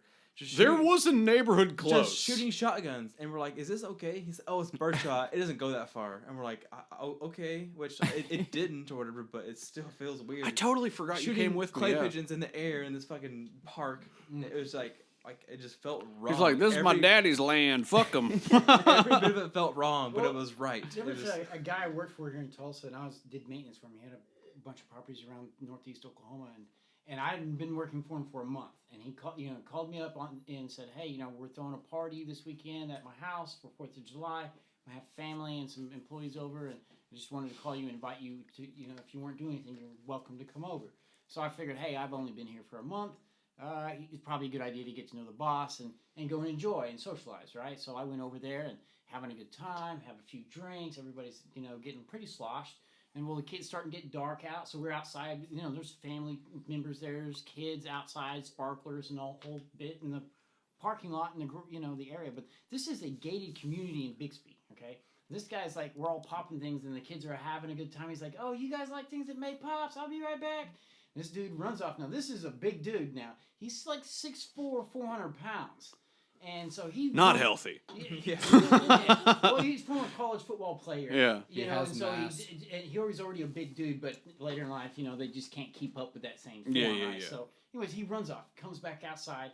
He has an AK-47 with a full clip in that thing, and he takes off running down the driveway with it. And instead of even shooting in the air was ludicrous in this area with those kind of rounds. Yeah. Right? He took the gun and fired it at the ground next to the driveway as he's running. I was close enough that the dirt clods from where he shot the bullets were landing on me. From Wow. where the dirt came off of it. Jeez. And this is full of employees and family, and there's kids. What an idiot. He's just yes. partying. And he's drunk. What an idiot. And Yeah. he's in this Bixby area. I was like, shit, the cops are coming for sure. Like this is Bixby. You can't go down that road. But did you say this was around 4th of July? Yeah. Cops aren't coming then. Yeah. And I said the same thing. Somebody else that was working, I was like, aren't the cops going to show up? And they're like, no, Can't he's in this gated community, and they don't come up here unless he called them to come. Well, Otherwise, and then they're not also gonna you come can't up here. distinguish the difference between a gunshot and a firework. Right. I figured though that the employees would have left at that point with their children. They were because inspired. this random dude like shooting a gun off in the ground, no safety concern whatsoever at all. Yeah. In the way he was doing, I understand some people want to go outside and shoot, and they're like, okay, I'm gonna shoot it in the air, but I know if I shoot it in the air over this way, that by the time it comes down, there's nothing over there that it's gonna hit. You know. But this is completely different. Just the way he did it, nobody left. Pretty reckless. Nobody left. Dude. That makes me nervous getting around people that are reckless with guns because, like, man, accidents can happen so fucking and easy. bullets are powerful as fuck, and like that can go from everyone's having fun to someone got shot. Yeah. Real quick. Dude, we have to go That's out to one thing I Sample worry about Stats Land, with our roommate. You know, I know he's an experienced gun owner. Yeah. In the short time that I've known him, but he has also done things as far as my own understanding. Because I mean, I've hunted. You know, I have my hunting safety card. I can, you know, I understand how to take care of a gun properly, and the manner in which he holds his gun that he keeps for self protection, which is a sidearm. There's no reason why you should ever have a firearm on you while you're intoxicated. You know what I mean? Like, you should. Yeah, if you start drinking, it's pretty good to go and just put it over on the side and stuff. You know what I mean? Well, I mean, it is legally a felony. Yeah. To shoot guns while you're drunk. To shoot them. Yeah. Yeah. I think you can still be in your own home. While you're in your own home, you know. Yeah, you do whatever you want on it. You know. But for me, it's like all it takes is one time of him because he racks around in it. It's not like he just puts the clip in and drops the clip out. He puts the clip in, it racks around, and he puts it on his hip. Yeah. And what I can't really fault him for that because that is what the majority of people say to do. I don't do that because I don't carry a firearm with me. I have I've basically got a Glock. It's a Glock copy. It's what's called a Stoker STR-9. And I've got it ready to go, and it's on a magnetic mount where all I have to do is push up on it, and it will rack around. But I don't keep a round racked in it because I got a kid in my house. You're not a psychopath. Yeah, well, you don't owe people money, so. Yeah, I'm not in immediate fear of my life, and what I'm protecting myself from is the very low likelihood that some crackhead breaks into my house and tries to harm me or steal my shit. What my concern is that after he does that, he's back in his room and he goes to clear the round out, and if he's one time late at night. He's not caught. Accidents happen. Accidents happen. My room's right on the other side, and where he places his gun is on the desk that backs up to where the headrest of my bed is at. Accidents happen to people that aren't drunk. Yep. So it's even easier when you are drunk and you're having to rack and clear rounds and and like me personally, I've read that you're not supposed to keep tension on your firing pin. So the way that you want to keep your gun stored is after you've clicked the trigger, after you've pulled the trigger. So, I mean, if that's a step that he worries about, that's another thing that he could potentially accidentally fire off around in God knows what direction while he's drunk. Yeah, because and especially a bullet can most guns can leave a wall. So it's not even just you can get to the next house. Yeah, if it's a window, whatever. Well, I mean, his is a small 9mm, and it will go through a wall, but it won't go through the brick one into the neighbors. But from my room to this. Like, if he doesn't hit a stud, it's going through. Well, it all depends on what kind of ammunition he's using. The best home defense or defense ammunition you can use for multiple different reasons is a hollow point. Because that will hit a wall and mushroom out, fragment, and it might not exit the wall, or it might not go through another wall. It probably won't go through a second wall. But a full metal jacket, which is a solid bullet, that'll go through this wall, through the next wall, exit this house, go into another house. It might go through every wall of that next house. On a 9mm? Yeah. Yes. Yeah. I mean, I figured 9mm are powerful. I figured the minute it even hit an exterior wall, that bullet depends on what kind of that it's made out of. It depends on what you've got. If you've got a full metal jacket, then it's got penetration power, and that will go through every wall of your house and exit your home. Yeah, I mean, and also in like If it doesn't hit any studs and all it's hitting is drywall, that'll go through clean like butter. Oh yeah, but I'm Through talking every about an wall of your exterior house. wall though, you usually get there's quite a bit there. It might go through the exterior wall too. It depends on how much material it has to go through before it hits an exterior wall. But that's why you need hollow point ammunition for home defense, because you want to shoot your intruder, not your neighbor. Yeah, you don't want them. And so that's why it's the inaccuracy. sidearm. Yeah, It's the preferred sidearm is for the 9mm, so that if they're going into a house, they don't have to worry about going through the wall. well, cops use hollow points too. Else. Yeah. Full metal jacket is target ammunition. It's cheap. I mean, for the most part, I don't usually ever feel too uncomfortable with someone in the house with a gun, but it's also the first time I've ever actually had that either. I mean, so it's one of those things, and when you see someone that wants to have a good time and party and stuff and everything, like at that point, I would put home defense aside, and I would prefer there wouldn't be a weapon on someone doing that. However, if they keep it on them, I understand that they are at their home and they're always wanting to be ready for anything to happen. And it's just kind of it's an overlap situation where you're ready all the time and you drink, if so they were home the two alone, overlap. Or if it was their house wholly, then sure. But then whenever you start sharing, residents and stuff like that, there's a couple of gray areas you get to, and you just hope, honestly, you don't have to have the conversation, really, because... Like, it's just I like guns a lot. uncomfortable kind of, We also, I mean, like, before Mike moved in, we were showing the room to other people, and one of the guys that showed up was an EMS guy. And he walked into the house, but he didn't notice at first that Mitch had his piece on him. And he was walking down the hallway, and he noticed Mitch had it on his arms. He goes, well, I don't think there's any reason for me to take a look at the room. And they're like, why? He's like, I noticed you have a sidearm. He's like, I'm completely fine with you. That's your right, and I'm for you having that right. But I'm not for, staying in a house with strangers when one of them has a firearm. It's just not what I totally get that. Because he didn't know you from Adam, and you got a gun. He didn't know if you were a drug dealer, Yeah.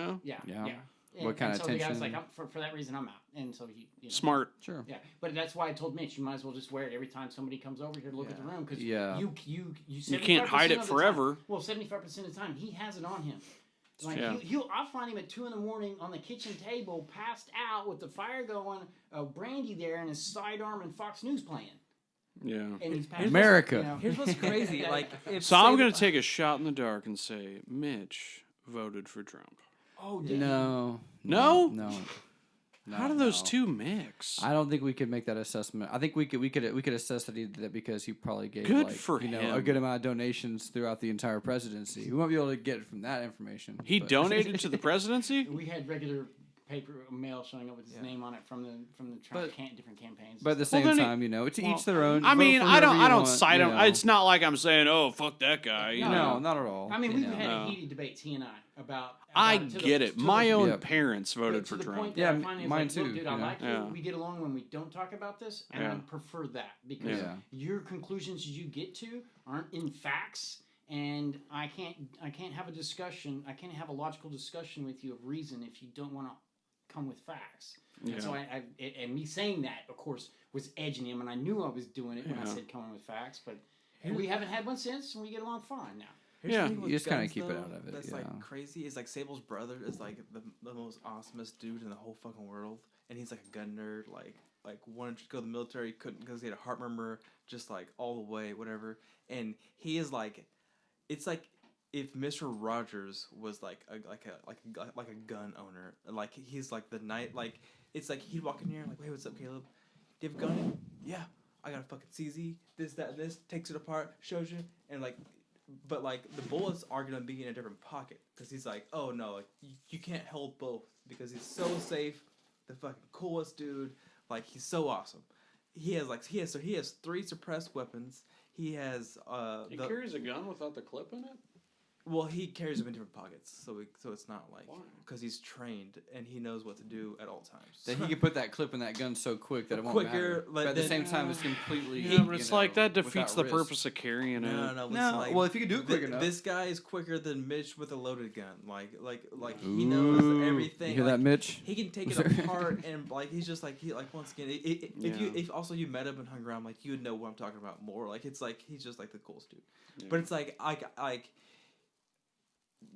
it's like I said, he's like the Mr. Rogers of like gun owners because he's like everything about it. You're just like I'm cool with, I'm comfortable because like you're just like, and Sibyl's dad's like the same way. He's just like, it's crazy because it's like some it's like you're like with 100%, and some it's like man like. I don't like. So you're just saying that they're gun owners, or? Well, no, I'm just saying it's just weird. Like some gun owners are like, it's like you're saying, it's like man, like you should be drinking and having a gun. And be like, I work with a couple of people that are like, like I get drunk and have my gun, whatever. But then some people are like the exact opposite, and it's like they're in the same exact setting. Like I'm in my house carrying a gun everywhere I go, but you know that they're like the safest person with that gun. It's fun. It's funny. We're touching on a subject that is a point of contention that I don't know that you guys know is a point of contention, but like with gun owners, like there's a big debate. Well, I mean, it's not really a big debate, but it is a debate that goes on with like how you carry your firearm. And the vast majority of people say you should have the magazine in it and you should have a round loaded. Then there's the people that say have the magazine in it without a round loaded. Then there's that group that I've never even heard of that has the gun on one side and the magazine on another. It's because like you got to think like not everybody is thinks people are out to get them and or if you know what you're doing like I see what you're saying. What if exactly. someone stole your loaded gun off you? Then now they have a loaded gun ready to go. So it's like not everything is like ready. Well, to I didn't think about that at all. Let me just play devil's advocate. This is what the argument is if you carry a gun and you don't have. Let's go all the way to the far side where it's loaded with a round in the chamber. The argument is well, if you don't feel comfortable carrying your gun loaded with a round in the chamber, then it's because you're inexperienced and you don't feel comfortable around your firearm and you don't know how it works and you don't understand the ins and outs of your firearm and you probably shouldn't even have it. Well, but to me, you're that's, really to me that's gatekeeping and the elitist attitude. Yeah. Because let's face it, some of these people can't even read that are owning firearms. All right. Yeah. To me, like if a person that does hair for somebody, and this is what both people want, and they have to go and do training for so many hours before they can even do somebody's hair, but we're going to give a weapon that's easily point and click, take somebody's life with no kind of instruction involved. I'm completely against that. But the other part I want to point out is like the one in your clip, one in the chamber kind of deal. That to me is more like I'm Wild Bill Hickok with it on my hip. Because to me, I'm a human being. I should read the situation and understand what's going on with spatial awareness. And I should come up with a logical plan of attacking that situation rather than a quick snap, I'm going to pull it like Wild Bill and blow somebody's head off. I see what you're saying. True. But you also have to respect the point of view that they're coming from. They're coming from the point of view of the criminal that means to do you harm does not have their clip in the other pocket. They do not have their clip in the gun without one in the chamber. They have one in the chamber, and they've already got it out, and they've already made their intentions that they mean to do you harm. But we can. But so every step you remove yourself from being able to combat what they're doing is added time and a benefit towards the criminal. How many gun owners actually shoot actively each month with rounds down range to the point that you feel it's okay for a random stranger to pull out their firearm in public? And I get you. Bad guys don't play by the rules. And the cops are going to show up to clean up afterwards. They're not there to stop that shit. Only afterwards. So it's up to people, I understand it, to survive the situation. But when you take a person that's not regularly shooting rounds down range each month, that understands their firearm, and they go to pull it out, and in that heat of a moment when their heart's, adrenaline's rushing, are they going to make the correct choice to understand what's behind their target? Are they going to shoot this person? How are they going to conduct themselves? I like that you brought that up. That's a variable a lot of people aren't even going to think about is what's behind your target. Yeah, you could possibly kill someone trying to save everyone. Yeah, you could save the day and you just killed the mass murderer that would have killed everyone, but you know what? You were using a Full Metal Jacket and there was a little abuelita behind her. Or you missed. Behind that guy. Or you missed. You missed your target. Because shooting a moving target isn't just something that we all John Wick every time. But guys, all these things, all these hypotheticals aren't reasons to not be armed. Not at all. You know, I think that it's call kind me of like crazy, how, but I really kind of feel like if we had some sort of regimented, if it was a forced mandatory training of every person from the time they were 16 to the time they were 21 had to regularly go and do training with firearms for those amount of years in the formative years.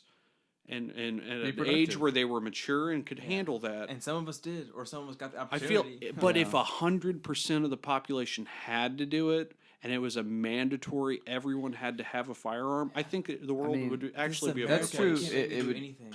But you know, it's I mean, I would love for it to happen. It's just, it seems so far away. Whenever we like, not even everyone goes to college. You know, not everyone does everything. Not even like, fuck around. I want to move forward to the point that as a civilization, that it's not nature and wild beast, that we've come to a point of logical conclusion. Yeah, I want to believe that the world is going to be good and just too, but we've got to realize that there are people that are bad, that are shitheads out there, and I feel like if 100% of the population was forced to go through gun training from the time they were 16 to 21 and everyone had a gun, no one would fuck around. But on paper, I think that you know, and then if everyone was also taught to do their extreme is also possible. If they were taught to do everything in life a little bit more for like 4 or 5 years, you know, in general, they'd probably be a lot better at it too. You know, I mean, I got no idea. We need to overhaul our education system and teach people how to buy a house and how to invest in the stock market. It'd be nice for that too, you know, but to going open Caleb, the curriculum up from Caleb is just a gun nerd, woodworking, and also he knows what to do at all times. So it's like it's more or less like he's not ready to shoot a criminal. He's more or less like he's got the gun. He knows what to do. It's whatever. It's like he doesn't like you said, like a gun owner shouldn't, like someone shouldn't not have a gun, should have it loaded at all times. It's like there's no like law of what you should keep loaded, or if you have a gun, it needs to be loaded. Like you can still have a and I think best practice. It just depends on what you're saying. Like, do you look at the world to where you're one step? You think you're one step behind all the time, or do you think of it as being ready for the next step?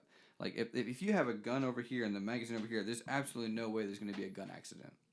There's just no way it's going to happen. But also depending on what gun you have.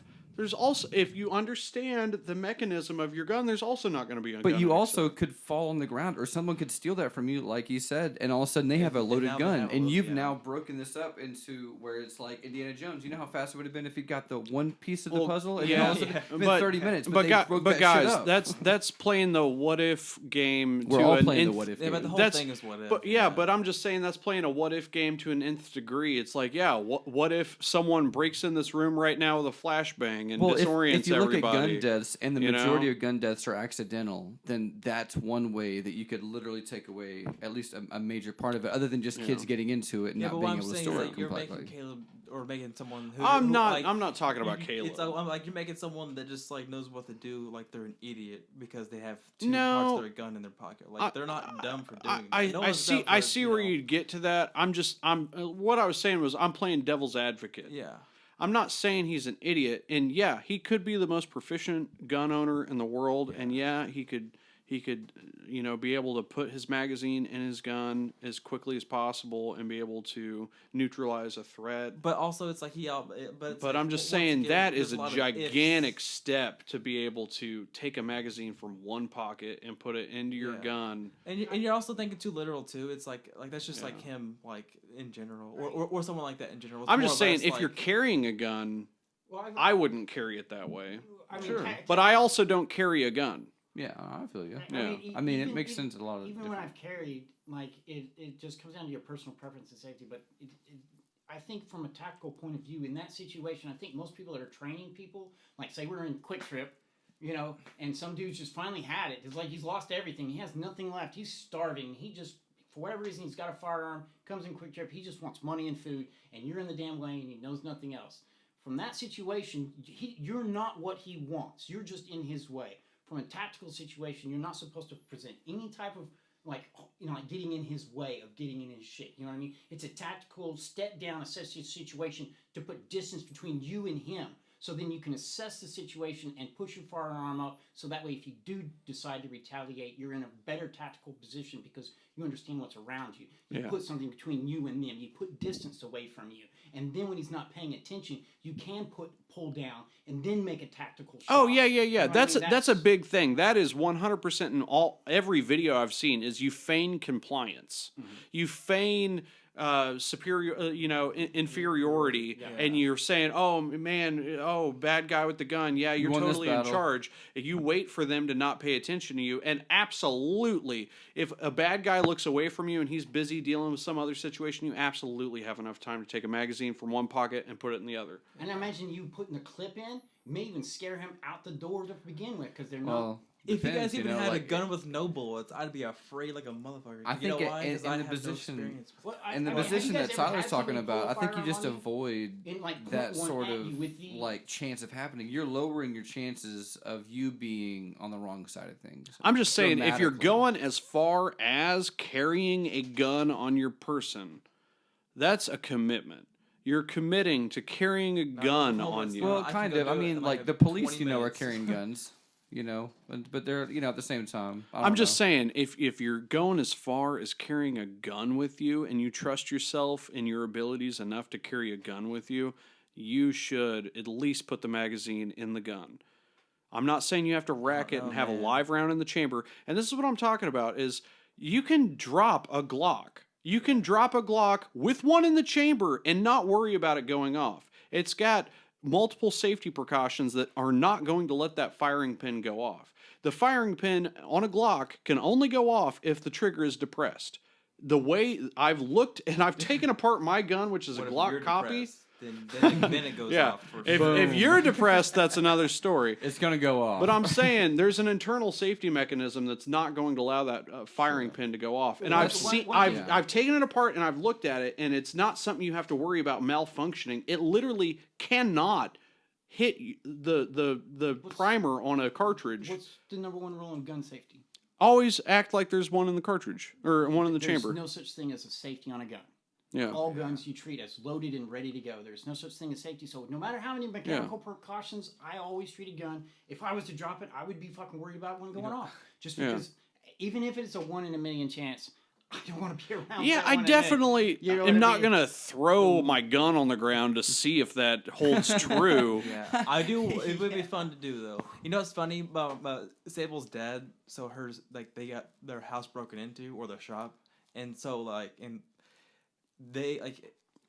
her stepmom doesn't know how to use a gun that good, and so I made a joke. I was like, you should buy her a gun that makes it to where she can't just, because she's kind of like nervous Judy, she might shoot him if he walked in the door. I made that joke. Just he went and found a gun that's kind of like that, and it's hilarious, and it's called something, but made by someone, but once again it's it's a gun that, dude, it would take not know, if you knew zero things about guns, let's say zero, it would take you a minute to figure out how to shoot it, because it's you got and it's a gun supposed to be trained for someone that's kind of new, whatever, but it's hilarious because it's I'd say a Glock is that way. All you got to do is rack it and shoot it. It's got three. I'm saying it's supposed to make it's harder to shoot.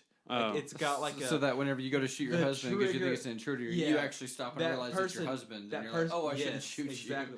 The trigger is hard to pull, the lever is kind of hard to pull. It takes it's got 3 different mechanisms to where it can't be whatever. It's it's meant for one shot, whatever, but it's hilarious. Could you and just so we know, we understand this, I'm the person that knows the least amount about guns. No, I in this entire room. I know less probably. Well, no, because I'm about to. I don't ask know a right lot now. about guns. I'm about to I know ask a right little now, about guns. whenever you do a chamber on there, is there any way that you can make it to where it skips one, to where the first shot you had wouldn't be? If you have a revolver, if you had a 6-shooter, old Western one, 100%, yeah. Okay, all you have to do is leave one of the chambers of the revolving barrel just skip empty. One. Yeah.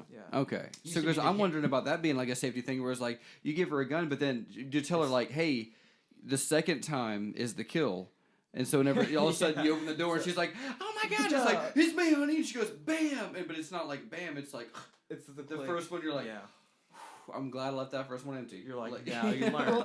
Like, Next time, on you'll that be note, fine. my buddy that I've known for a while, when he's going through his divorce, his wife was still in the same house as him, and he would lay in bed, and he had multiple firearms in the house. So what he did was, while she was away at work, he went and pulled all the pins out of them except for one that he kept underneath his pillow. And he's like, she had her own firearm. It was hers. I didn't take it away, but I pulled the pin out of it. Oh my god, yeah. that's so What he dumb. did was like, if I ever woke up in the middle of the night to a click, I just got my reason to blow her head off. And I was like, wow, dude, that's premeditated. Like That's marriage. Yeah, like Yeah, that's called premeditated murder. And I'm like, Yeah. dude, even if you say, Yeah. even if you do More- that, I don't think you're gonna have a hard time, man. I mean, You it should never have. came up, He should have but- finished that sentence with, "I've got my reason for a divorce." Yeah. Yes. Yeah. Well, they were already going through one, but yeah. Or what it was- happens? Yeah, he's like, Like, I really want a gun because, like, I like guns. Like, I mean, Sure. I've always I've grown I've shot a bunch. Like, they're super awesome. But every time I'm like, okay, I want a gun. I'm like $200, $400. Yes. I'm like, fuck That's that. the entry fee. No, That's fuck- the no, ticket Get a price.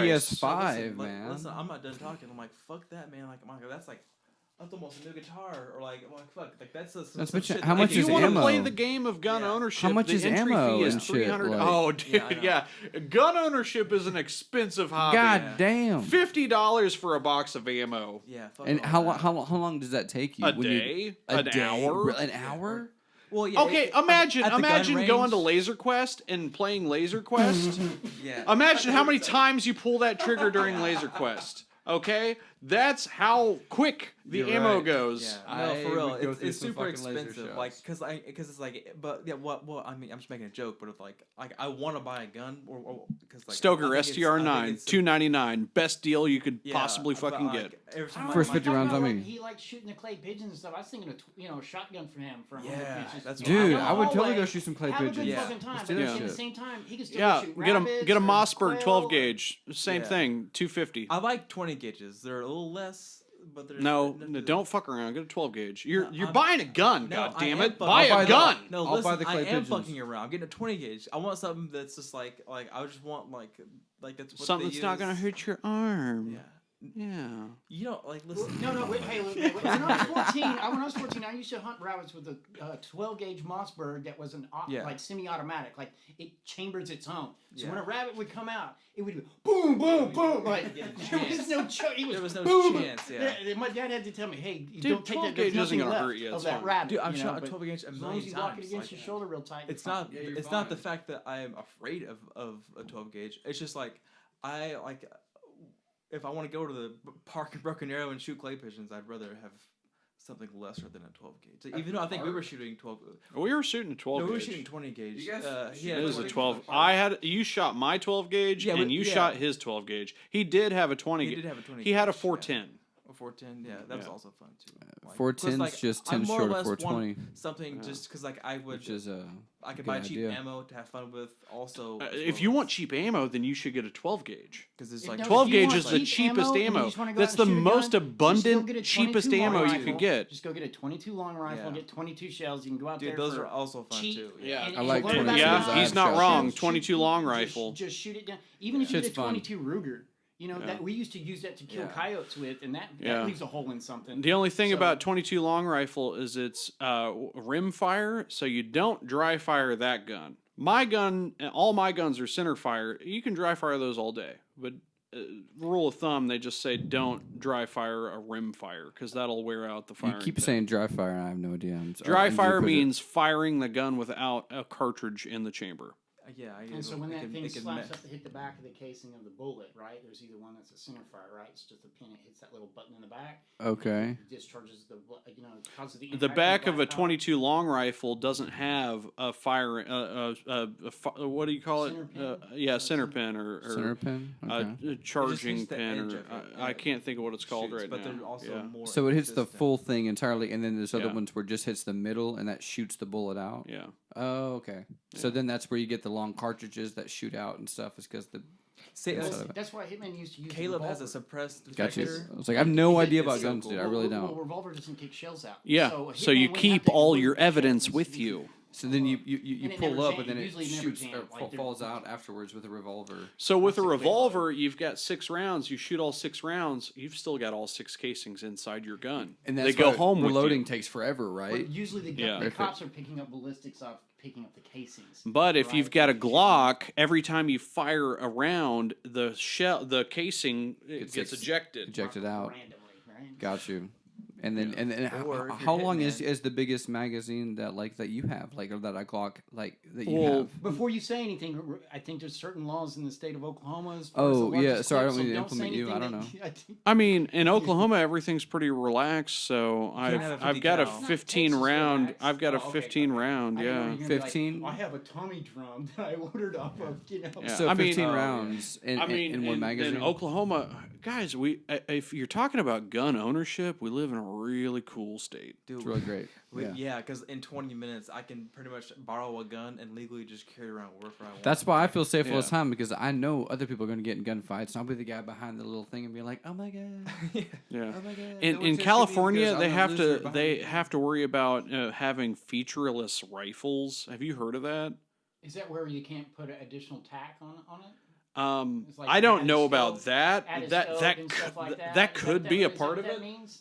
From what I know about a featureless rifle, is it's your inability to wrap your thumb around and have a trigger grip like a pistol grip. Oh, okay. It has to be like a rifle grip, like where your hand is like that and you can't wrap your thumb around. And so they have all these dumbass rifles where there's basically a shield that prevents you from holding the gun right. So you have to hold the gun like that. Yeah. And let me guess, it's only held on by a couple of screws. Once you get to the house, I mean, it's not a matter of if you can make it like you're saying, like a normal gun. It's if you get caught with it in California, Oh. they're going to be like, "Oh, this barrel is this length, and you are. It's this is illegal." And all those it's If you're in fucking California, stupid. You shouldn't own it. I mean, you really shouldn't. I mean, Well, if you're in California, just stick to a pistol because they've made the laws so stupid that if you try and have anything other than a pistol, then you're going to be hampered in your ability to properly handle a So- firearm. So with all the different regulations with like sizes with the different nozzles or whatever and stuff and everything, like I said, I'm not very gun oriented on it and everything.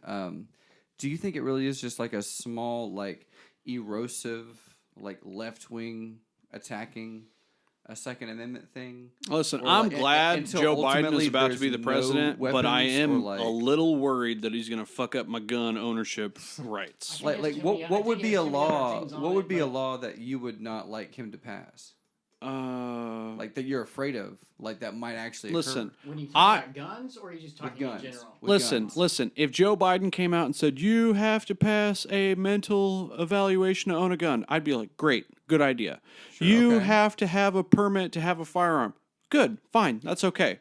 You have to go to gun safety training to own a gun For 10 hours. That's great. Yes, please do that. Sure. If he was like, you can't have more than 5 rounds in your gun, I'd be like, hey, now. Yeah, like what the fuck? Like I Well, already have. You I get can't that. have this barrel length. What? You can't have this caliber. Fuck you. Are there already barrel length rules? Yeah. Yeah, Yes. you There can't are, have a but sawed-off he would want shotgun. it- You can't Yeah. take a 12 gauge. You can't have a sawed-off shotgun. You can't if you have a short-barreled rifle. And here's the other thing: I don't like short-barreled rifle rules because it's really fucking up cool shit. It makes guys look like girls. Yeah. Yeah. So basically, short barrel rifle rules is you have to have a permit if you want to have a barrel shorter than 16. I think it's like 16 inches. Like if you've got an AR-15, the barrel has to be longer than 16 inches. And if it's shorter than that, you have to have a special permit that costs hundreds of dollars. Which Now, real Caleb quick- has one, and he has Yeah. a suppressed vector, and it's a fucking awesome. What's the purpose of it being shorter? Like, why would You can have a someone? bigger It's even want easily you can have a bigger concealable. bullet and a smaller gun. You could have a bigger bullet. in a, Okay, in a well, smaller, in a smaller. I Is think that it what has it to be is? More, I think it's more tactically from sweeping a room. You don't give your position away when you have a small submachine gun clearing a room, so you can come around. Your barrel doesn't stick Yeah. out so far that when you come around this corner, if there's somebody in here waiting for you, They see just that can't tip, notice you? they Yeah, shoot to the damn wall. But if it's up So all close, it is most being, encounters like, happen stealth? within 10 yards, Okay. and you don't need a barrel longer than 16 inches when you're dealing with what most changes cases. It if you make it longer? It's you just more like you're less conspicuous. It's harder to conceal, Okay. and like he said, it makes things harder. But Gun ultimately, rules are the just bullet making hasn't things been harder. affected, really. It's Yeah, like NATO what I'm does wondering. the The bullet. physical Having a aspect. longer barrel makes the bullet more effective. Okay, let me put it like this: if you're in a tight That's hallway, who's crazy. gonna win? Yeah. If somebody has like a fucking staff that's 6 foot long, right? But then the other guy's got a couple of size. Who's winning that fight in that short chamber area? The guy with the smaller, even though he doesn't have the same reach advantage, the other guy's got a staff. He's not gonna be able to do a whole lot in that hallway. And you're not you got a big long sacrificing- rifle in a hallway, and all of a sudden you got to Yeah. turn. It's like I see like the dog with the bone too big, and you get stuck. Yeah, in the it's hallway. maneuverability. Yeah. And what's also weird is that the bullets isn't even it's like it's a NATO thing now. Like the bullets like you can have whatever bullets you want, but the second you put them into the gun, like 5.56 NATO rounds, like what the military uses, we can have as much as we want. But the second we put it into a 5.56 gun is when they're like, nope, you're not a military person. It's so You're weird. not trained for that. Yeah, it's so weird how Yeah. they do it. Now, but if you have 5.56 non-NATO rounds, which is what I've shot before, it's totally legal. They're like, yeah, it's fine. It's a little bit. It's not as big. Or it has less gunpowder. I think is what. It's does less that. lethal. Well, yes and no. Like it's Yes crazy. and All no. these Okay. gun rules are trivial. I know They're That's trivial. crazy.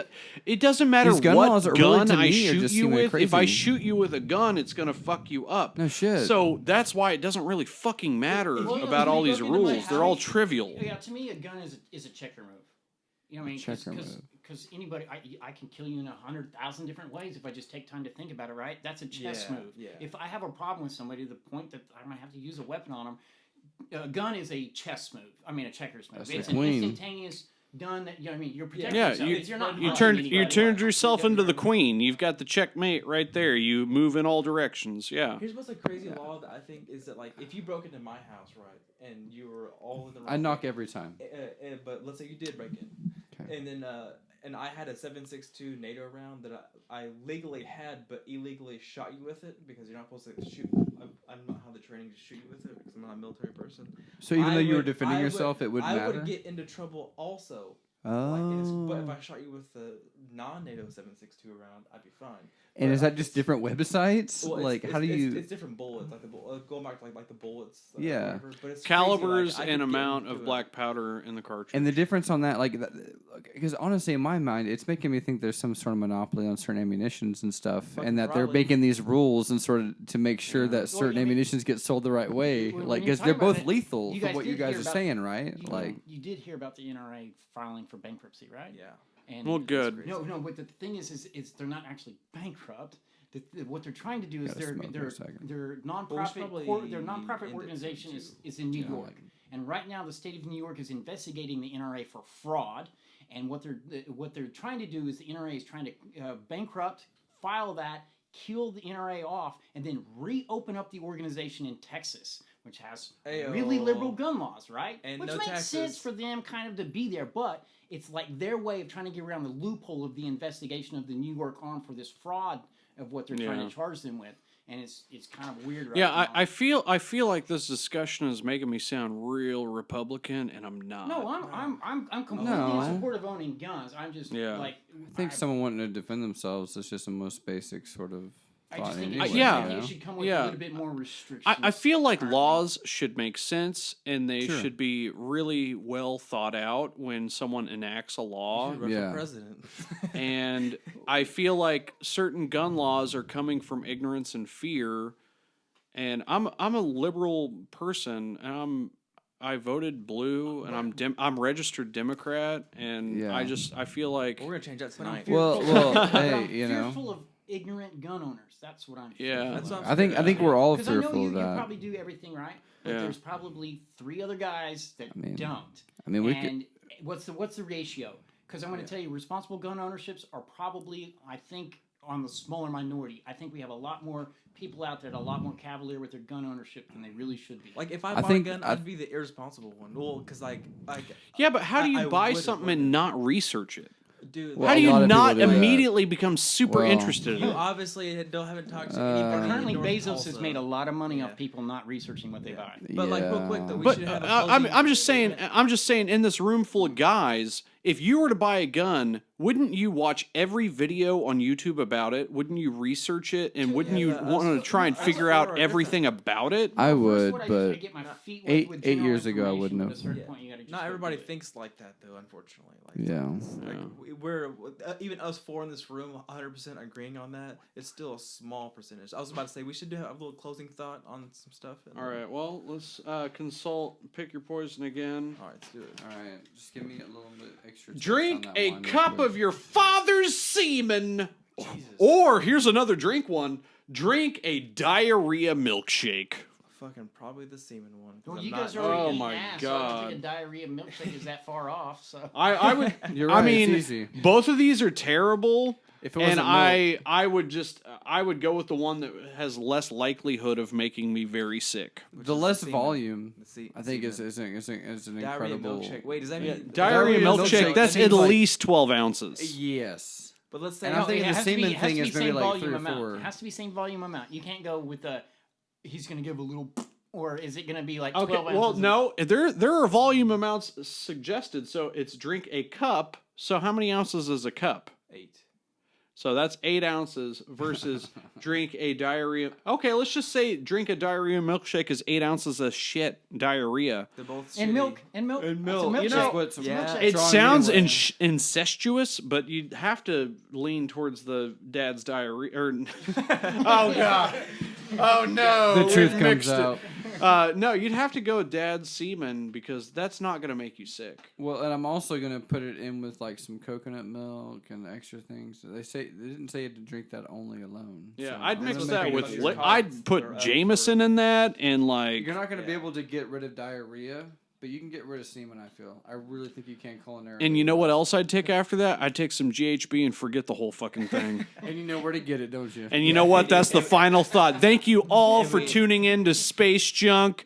As always, we come in on like Monday or Tuesday. So if you guys like this show, go ahead and like, subscribe to the channel, watch some of my other videos.